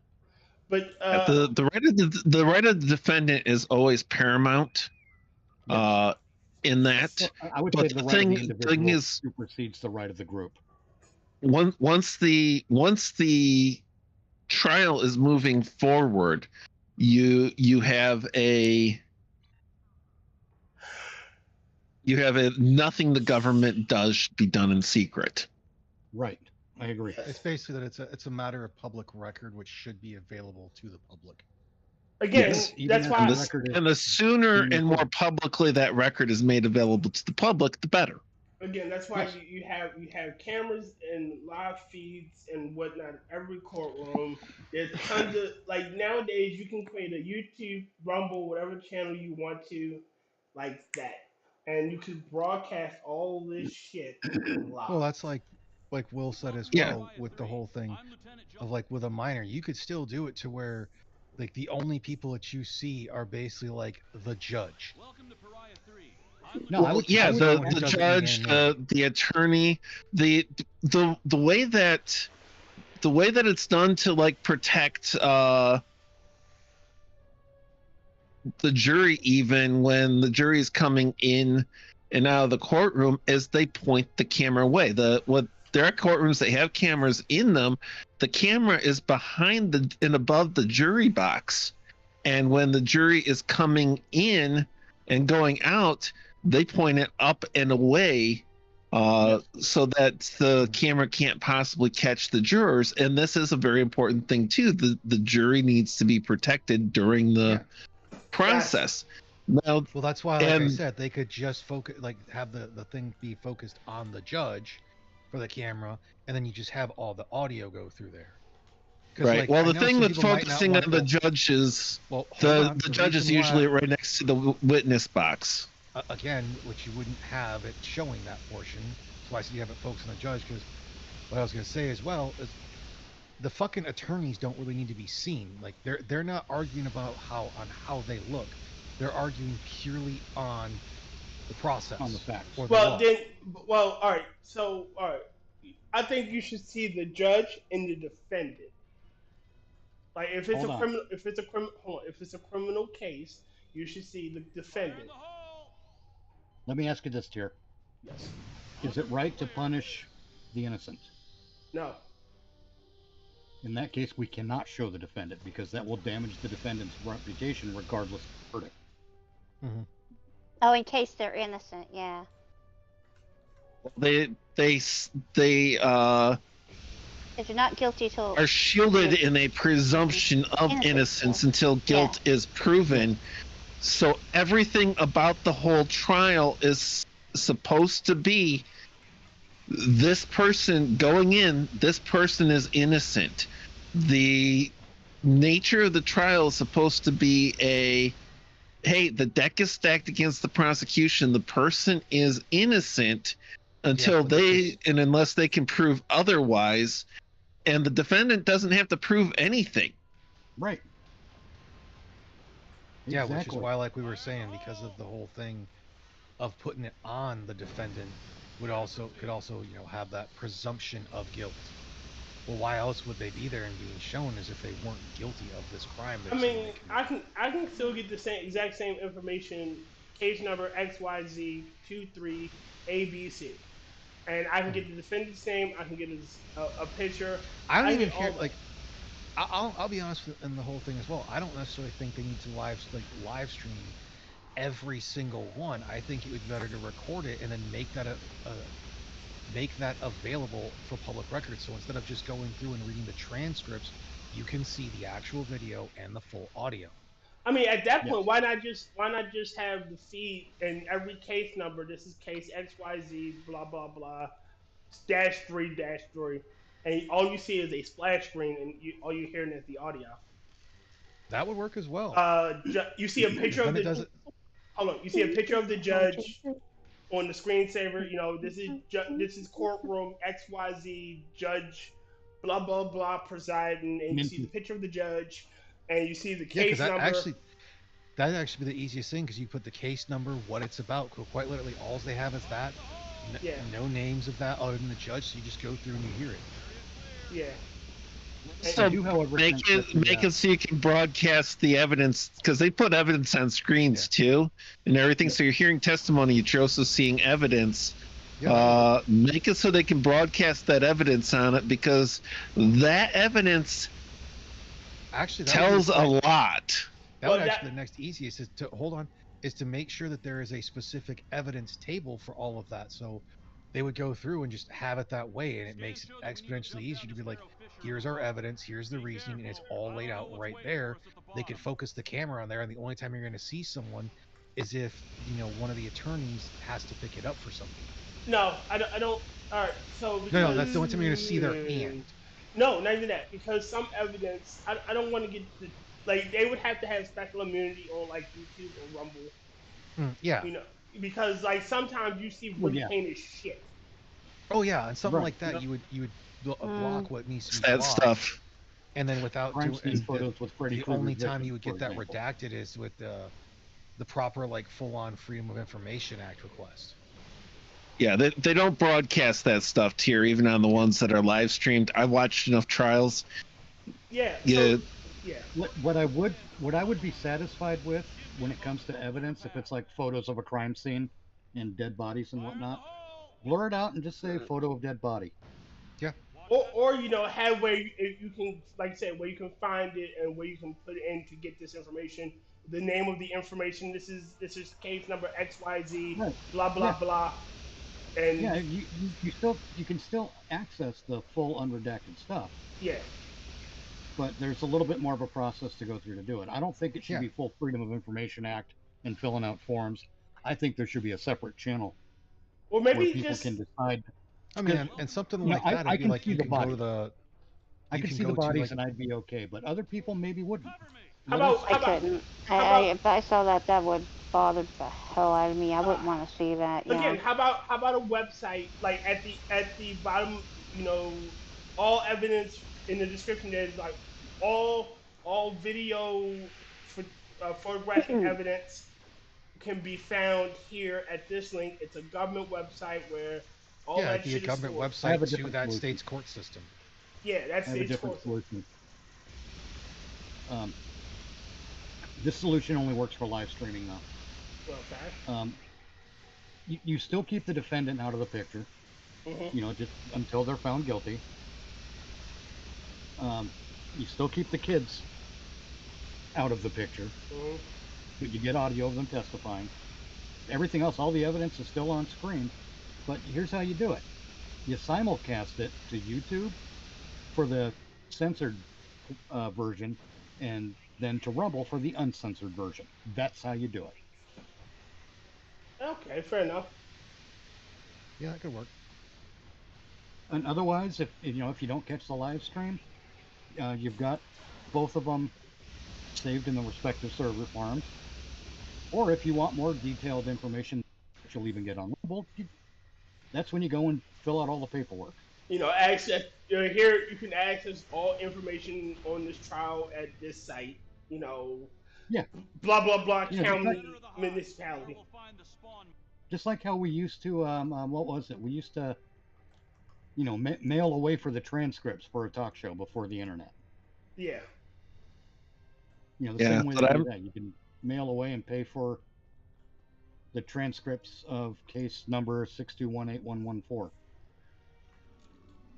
Well, I'm tired of having to so much of the FOIA stuff and having to wait and pay for stuff that is public record, is already paid for by the public, and should just be available for a data search and download free through your internet. I'm really just saying that the more options we have, the better.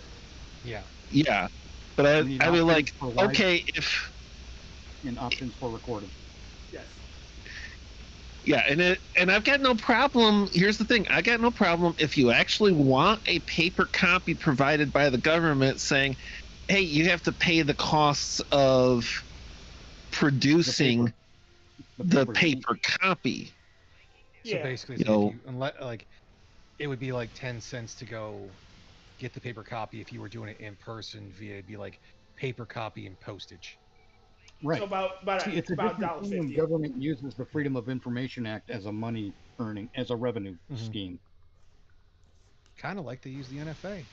Yeah. And the Hughes Amendment. Well, the Hughes Amendment's a whole different thing as well, because depending on what the gun is for how old it is, technically you don't own those full autos that you have. You can get newer ones, but there's a lot of paperwork, and you don't technically own them. Anyone else tired of the whole like, you don't own this? It's a license now. Oh yeah, absolutely. Yeah. Yes.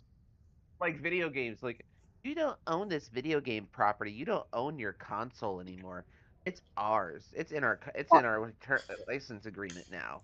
What do you mean property? Like, you don't own the IP, but you should own the fucking game. If I bought the game is mine. That's why I like physical discs, damn it. I don't like this That's what they're doing now. That's what they're doing now. They're making it so that they're making it so that the physical disc doesn't have any or the physical copy doesn't have any. You gotta download it. That's I know. I hate that. I like having my games on a Nintendo's disc. doing it. That's why Nintendo Steam has its whole thing as well. Like Steam's probably one of the few ones that's digital download that, like, for the most part, you actually have the most rights on still. Like even if a game like leaves Steam, like, or if a game leaves the property, like if the game is taken away, you don't have that game anymore. That's not true. On Steam, they're going to be doing in the future. No, for Steam, they've always had it that if they stop selling it and you already own the game, you still have it and still have access to it. Yes. And can still play it and do everything with it. For now, yes. No, that's their policy. That's just what their policy is. Like, their whole thing, even after, like, I think it's Neil Gaiman dies, like, their policy is to go towards the error and towards the user base instead of the other base. That's the reason why, like, they've got the current thing right now to where they'd be like, oh, well, we're going to play ads. No, that takes away from the user experience, which is what this is about. So, no, you can't do it. Yeah, like, you can't just add ads to the game. Gaiman went and actually did some cool shit to, like, pretty much set up to where things wouldn't be so terrible. What game was doing that? There was a game I can't remember that started doing it. 2K tried that shit, and they tried that shit with their newest Modern Warfare. Mm-hmm. And right. Steam instantly smacked that shit down, like, fuck you, you can't put that on our platform. If you're going to have that shit, it can't be on our platform, and they were pissed. Mm-hmm. My issue with downloads and missed it. And DRMs and all that stuff is they've got you over a barrel when it comes to the contract, the terms of service.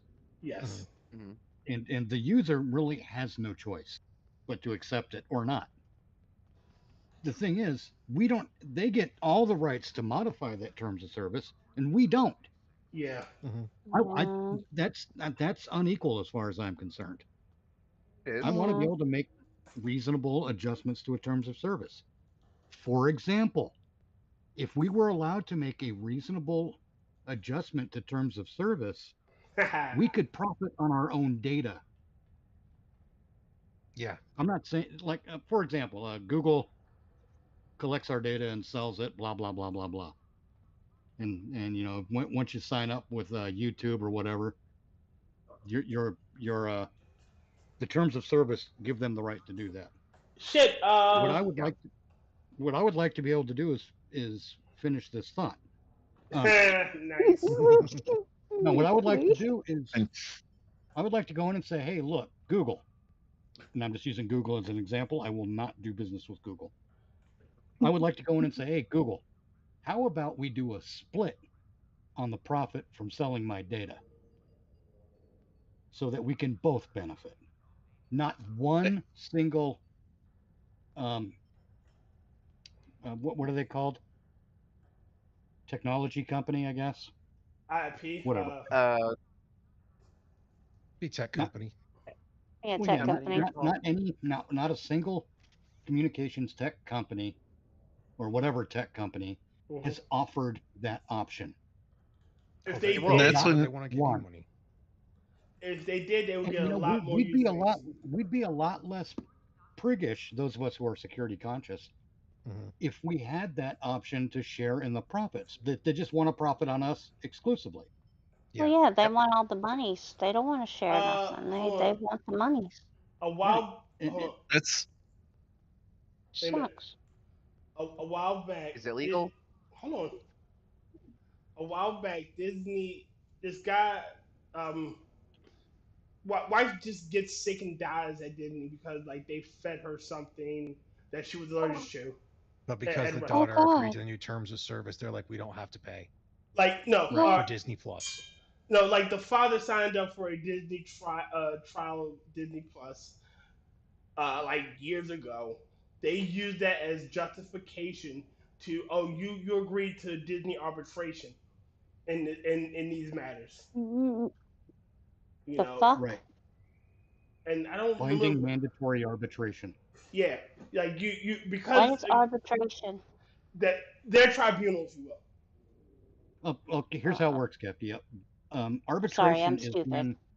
is when you and whoever the person is that you would sue in a certain Yeah. situation, like if you were to sue Disney and you Mhm, signed up mhm. for Disney Plus and you agreed to their terms of service, you couldn't sue them in a court of law. All you could do is seek Compensation. justice through an arbitration process, which doesn't involve the court system. And Oh, Disney what is controls. arbitration? Arbitration is like you still give testimony, you still give a deposition and all that stuff, and basically there's no jury, there's no Pick the new chest off. there's no right to a jury, there's no right to Here, Yes. to do a lot of the things you have in a criminal or civil court. Say the game crashed, so I need an invite back. Okay. All right. It's like a civil bench trial. Yeah. Okay, but what does, I'm sorry guys, I'm stupid. What does word arbitrary mean? Like what? Arbitration. An Yeah, arbiter is arbitration. someone who listens to both sides of an issue and makes the decision. A makes judge a that's decision not about. a judge that's not a judge. Okay. Thank you. Okay. It's kind of like the whole thing. If you've ever heard someone say like, said person of the black community is not the arbiter of the black community, means they don't have the final say of what's quote unquote what. Right. They don't They have don't the speak for authority. everybody, basically. Yeah. They don't have the Don't let authority. anyone fool you. It's the word is not arbitrator, it's arbiter. Arbiter. Yes.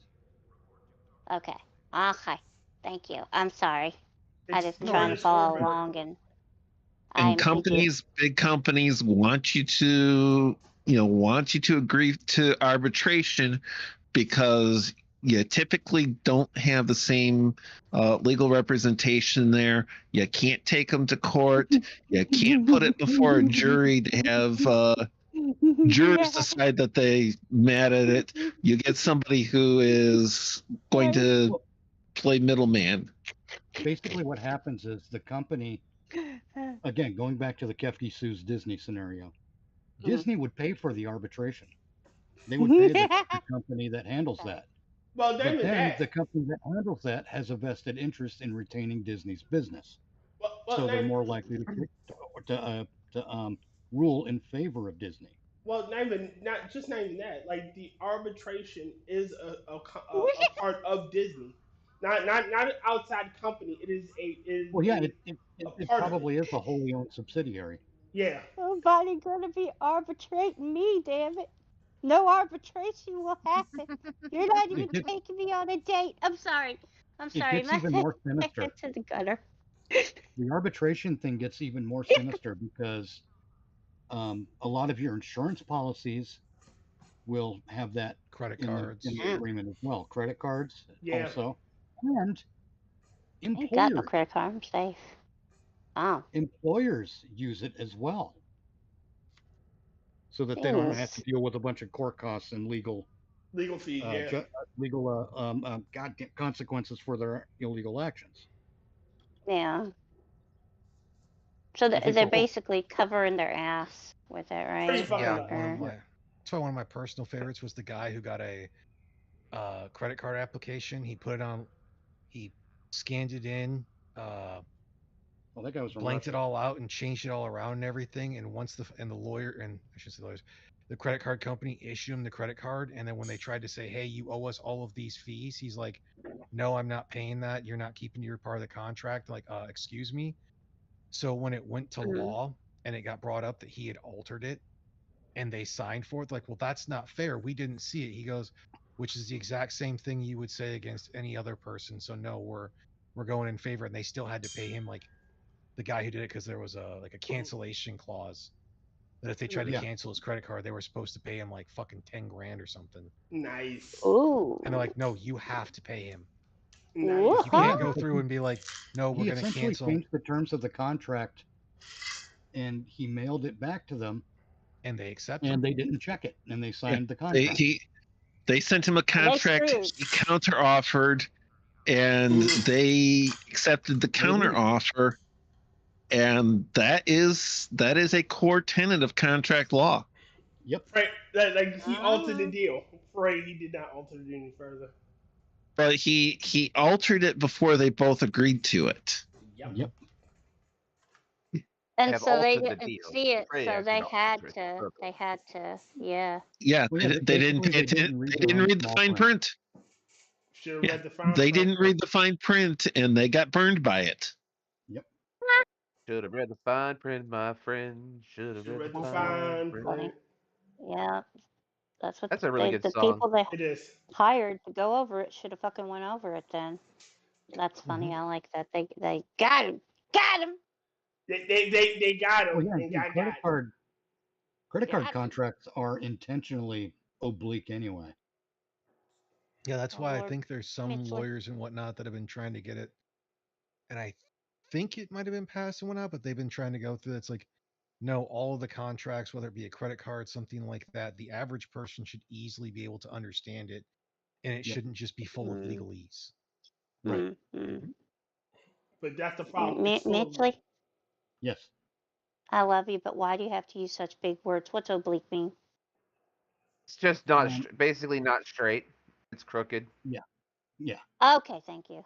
I could have just as easily said opaque, which means you can't see. Opaque. I it. was going Oh, to say, I can- usually I I know hear what that obliques is. as a muscle. What? Obliques. Yeah, muscle. Is it really a muscle? Yeah. Or are you? Yes, I want to say it's part of your core. Oh. Oh, okay. I could Damn be it. wrong, but I'm pretty sure I'm right. How long is this goddamn Clicking all the TFO wrong gonna buttons take? again here. No, I called for a TFO and it never popped up. I'm sorry It that just I popped keep up. asking what things mean. I I'm just just- I'm kind of a stupid No, head. that's not a and- bad thing. You're trying for clarification to better understand something. And If not only anyone would that, get mad at that, that's dumb on them. it benefits us to be able to answer those questions. Yes. Yes, because if you can explain what you break things down further to explain it in its most simplest terms, it shows you actually have a better understanding of it Yes. comparatively to Yeah. a lot of people that are like, well, you just don't get it. Like if I'm Yeah. teaching Kefki, if I'm teaching you how to sword fight, Uh-huh.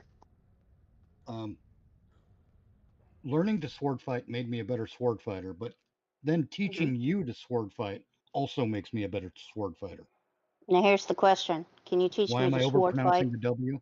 What? No, it's that you said it correctly. Sword. That is how you Yeah. say that. Sword. There's a W there, That's what- damn it. Yeah. The He's got a Sword. sword because he's going to be a Knight. I got a sword. No, I yeah, got the car. I got the. So you're a Hey, Connect- don't make me get my connipts on y'all. All right. God damn it. I got the No, water. silly English Connecticut. No, it's I Because kind like of- start in your general that, direction. my personal favorite one of the Tonight, I can never. can you explain it was the Bill Nye and Tucker Carlson one over like the climate change one. And Bill Nye sitting there being like, no, it's there, the facts are there, and he's like, can you explain it? And he couldn't. And he's like, then Oh. you're showing you don't understand it.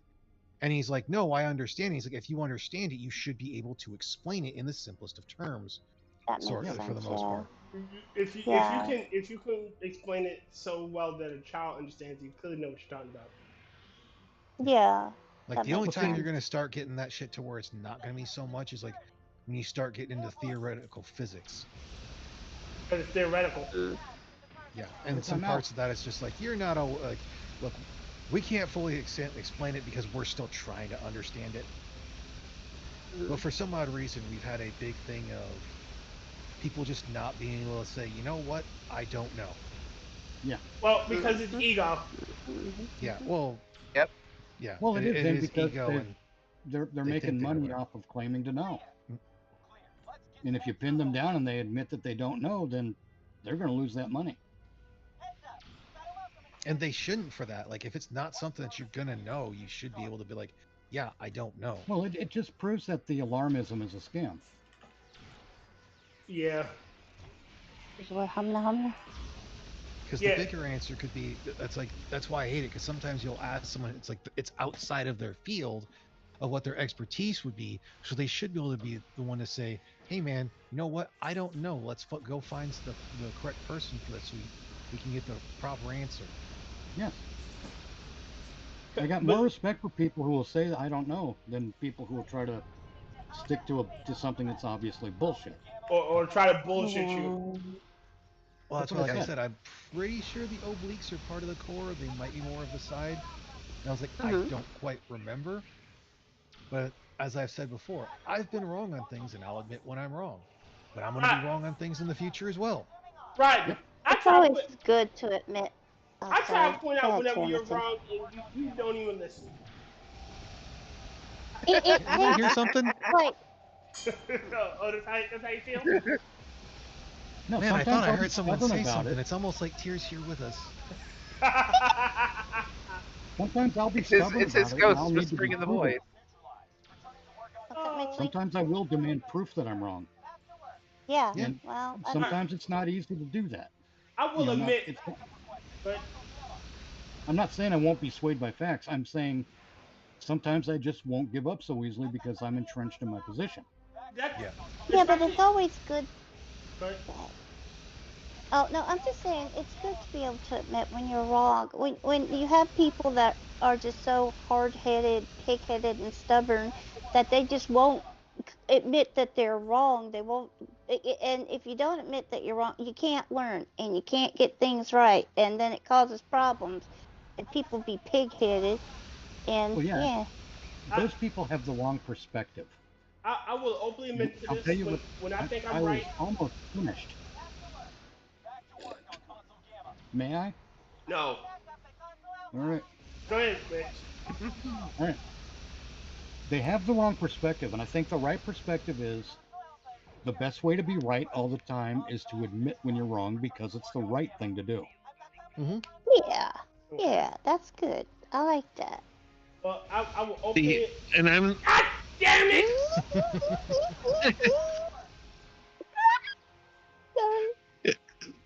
And I'm sitting here like,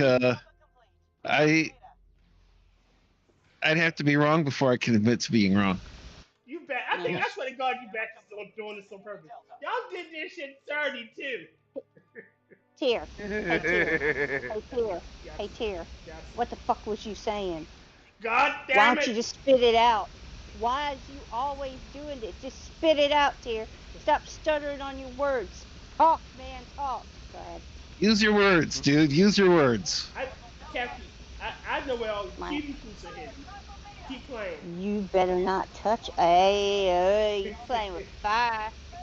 Playing with fire, man.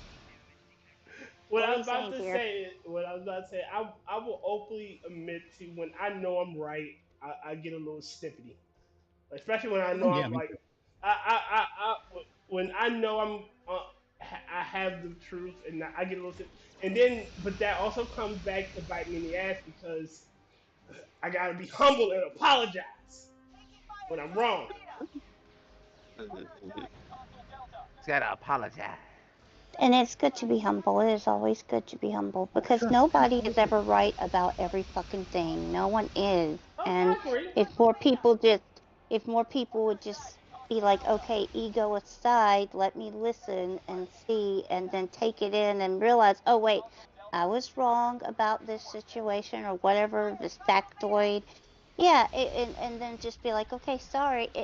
But there are so many folks that are so fucking prideful that they just can't seem to do that, and it's frustrating.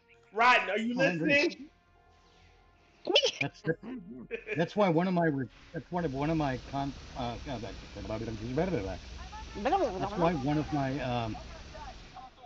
argument tactics is just a simple three-word request. Present your evidence. Mm-hmm. You get so much information by making that request. Well, fine then. Yeah. Either they'll actually present the evidence or they'll react to that phrase or to that request by being snooty, bitchy, pissy, and whatever, Yeah. which tells you a whole other level of stuff about them. Yeah. Yep. Yep. And it's fun. It's fun to watch it. They will self-immolate over I it. mean, really, is it? There are is sometimes it, it's just fun to argue with the person even when you're in the wrong. Oh, sure. Yeah. It really That's is. just human nature right there. See how far you can push them before they just snap. Yep.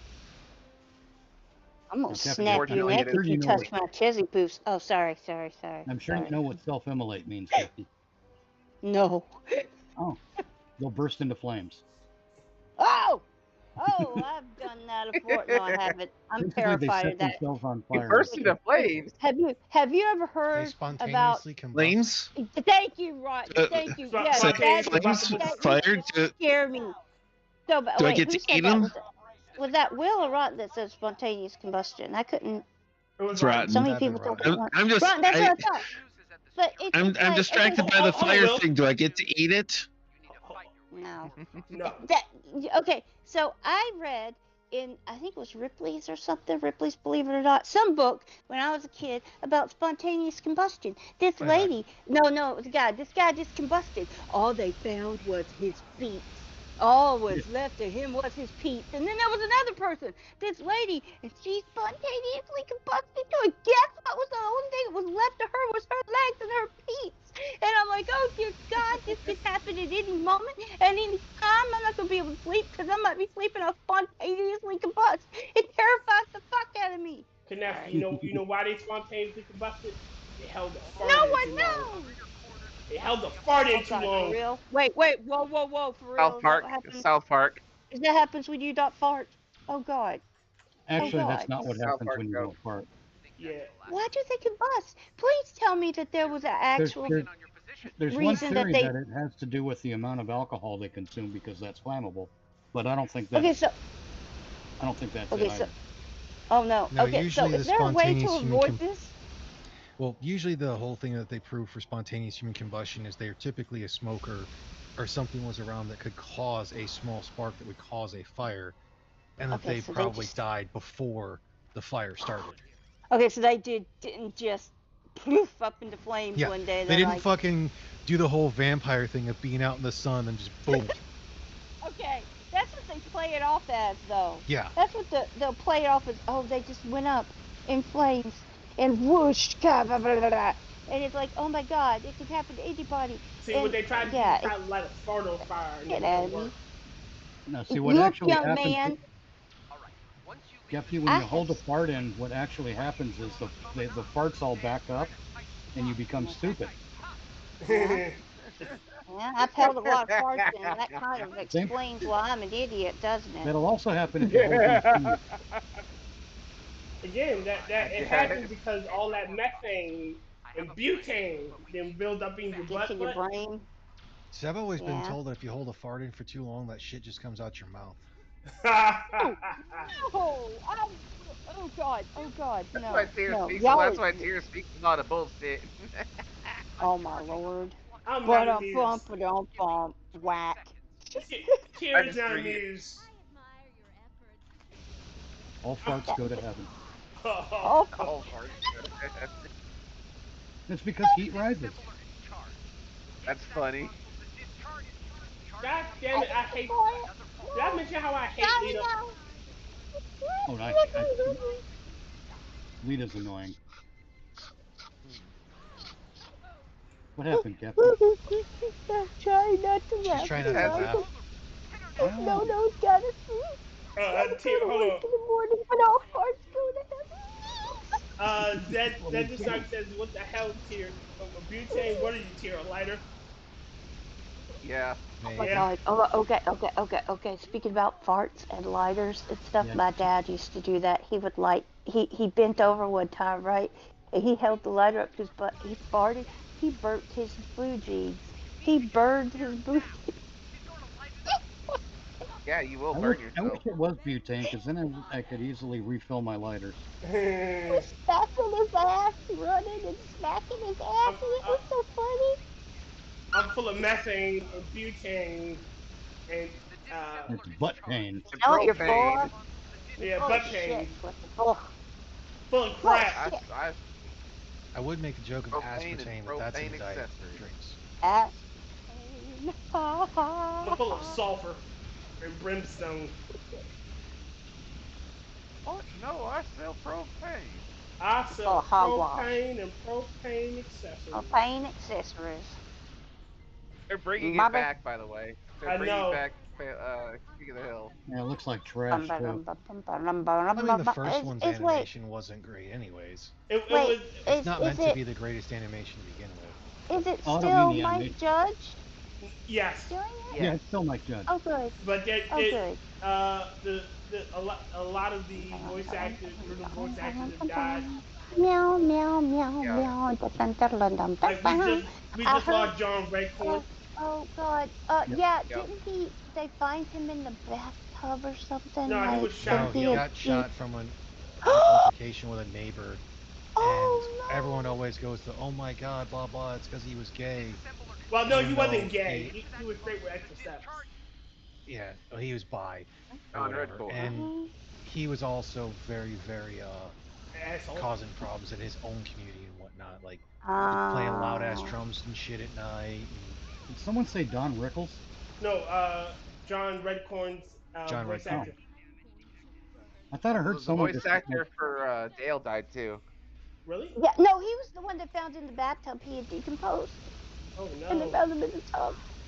And I remember hearing about that. I'm like, oh, God, not Dale. They can bring it back without John Redcorn. John Redcorn's not essential, but Dale Gribble, Hey, they they- need Dale No. Gribble. But at least they have, if they have good enough voice actors, you know, it should be fine. It should be fine. I need Well, my that was Rusty like Shackelford. that was like for Rusty the Shackelford. the That Boondocks was when his they name. went to do a sequel to that one. They had most of the thing online, but the guy who played Granddad, or the voice actor for that, had passed. And I think they got like his son who did a really Reese good Witherspoon. job of it. Oh, nice. John Reese, sorry. Yeah, and they just John didn't go Witherspoon. through with it for some odd reason. Like, so I want to say it was his son who they were getting to do his voice acting for Granddad, and he was doing a good job. It's like he had the voice down. Yeah. Just something led to another, and they decided not to go through with it. Aww. Yeah, it's like 'Cause, it's like, like they in weren't the Star shitting all Trek over the fan thing film there. series, Star Trek Continues. They hired, I say hired, but they got James Doohan's son to play Scotty. Nice. James Doohan being the Wait, actor who wait. played Scotty in the original series. Wait, Scotty's dead? Burt Yeah, James Yes. Doohan Reynolds died died. long ago. Oh. But funny part too, there's some voice work in this game that is also done by James Doohan's son as Scotty. Oh. Well, I mean, yeah, getting their kinfolk to do it is pretty. If that's better than just getting a stranger, you know, Yeah, because it's a good way to respect the their legacy. kid's gonna sound more like them, and they'll have their talk. Not just their voice is gonna be similar, but they'll know the mannerisms. inflections and the mannerisms and I mean, stuff it of doesn't how mean you folks. can't have a person who's not related to them do it. Oh no. As Oh long yeah, as they're still definitely. It's respect. just, It's the whole thing is they still have to be respectful of the series and have yes. a better understanding. Oh, Yeah. he Yeah. died. Man, he's gone. God damn it. The thing with the thing with the kinfolk is when they tell you, Jed, move away from there. Yeah. Hmm. It means I'm jumping out of the game. I can Yeah, see it's it. Going about to time. Beverly Hills. Yeah, it's about time for us to get. Yeah, out we of got a here. few minutes left. I'm just going to jump out of the game a few minutes early because it's hot here and I don't want my computer to Or melt down. do you have like a fan air conditioner eventually? Because I worry about you. No, I got a little hand fan. You're That I gonna could be wave at my okay. Oh yeah. Those freaking box fans Okay. you can pick up at like Walmart or a hardware store for like $20 can do quite a bit. That's why I'm If probably you, going if to you get get everyone. if you get a few, Do you- if you get a few of them and set them up right to where they're Mhm. causing a current, you can actually reduce the felt temperature in your room pretty good if Oh, you yes. don't have a air conditioning. So that's the whole thing though, is you're not going to have them blowing at each other. Basically, you're always going to have them offset 45 degrees each other. So it's like air's blowing on the Yeah, backside so of that the they- other to grab it and pull it. Yeah. Well, Yeah, some they- people don't you understand create that. Ah, circuit, crap! I basically. totally forgot to do. I forgot to You mention just the. be fucking careful though, okay? Because like I Oh, I had will be. to say that to my at our last company meeting because they got brought up to like, hey, is there a way we can get some fans on there? And it's like that are doing better. And I'm like, oh, you mean actually set the fans up to do an actual air current instead of pointing at each other and just neutralizing what they're supposed to be doing? Yeah. I have a fan on me all the time. It can be like 30 degrees. I have to have a fan on, especially to too, sleep. me I too, cannot me sleep too. without Oh, a fucking I gotta have fan. the noise Alright, for going hold to on. sleep. Oh God, yeah. Okay. I'm trying to close out the show. Excuse me. Okay, All right. Right. go for it. All right, ladies and gentlemen, I thank you for coming out and joining us. We will be back next Monday. Oh, we will also be back the 4th of July. So, because it's the first Friday of the month, and Sanguine will be off, and that's my day. So expect. So I believe it's next week. You can expect. Yep, next week. Expect 2 shows, the 30th and the 4th. Thank you, Kefki, for being on with us. Kefki, Thank you for Kefki is. letting me. Oh yeah, you know you're welcome here. Kefki is our Sunday night host. She hosts whatever our show is called. Is he glitching out for everyone or just for me? Am I glitching out? No, he has sounded a little in and out. Oh, well then shit. Yep. It's probably I'll just fucking end it, honestly. Thank you guys for coming out. Love you all. Say goodbye to the nice people. Like Rugger. Like Rutabaga. Oh yeah, bastards. I hate all Be of you. careful. Don't take no wooden nickels. I want a cheeseburger. Cheers, I think I Goober. wouldn't do. Unless you're gonna be in a bar, which you can use wooden nickels for drinks. Bastards, all of you. I don't know why I hang out You with you. see Y'all all all your horrible. wooden nickels? All you are horrible people. Just horrible friends. Love you guys. Got to be good at something. I Closing time. Time for you to go out to the places you will be from. I know who I wanna take me home. I know who I wanna take me home. I know who I wanna take me home. Take me home. Closing time. You don't have to go home, but you can't stay here.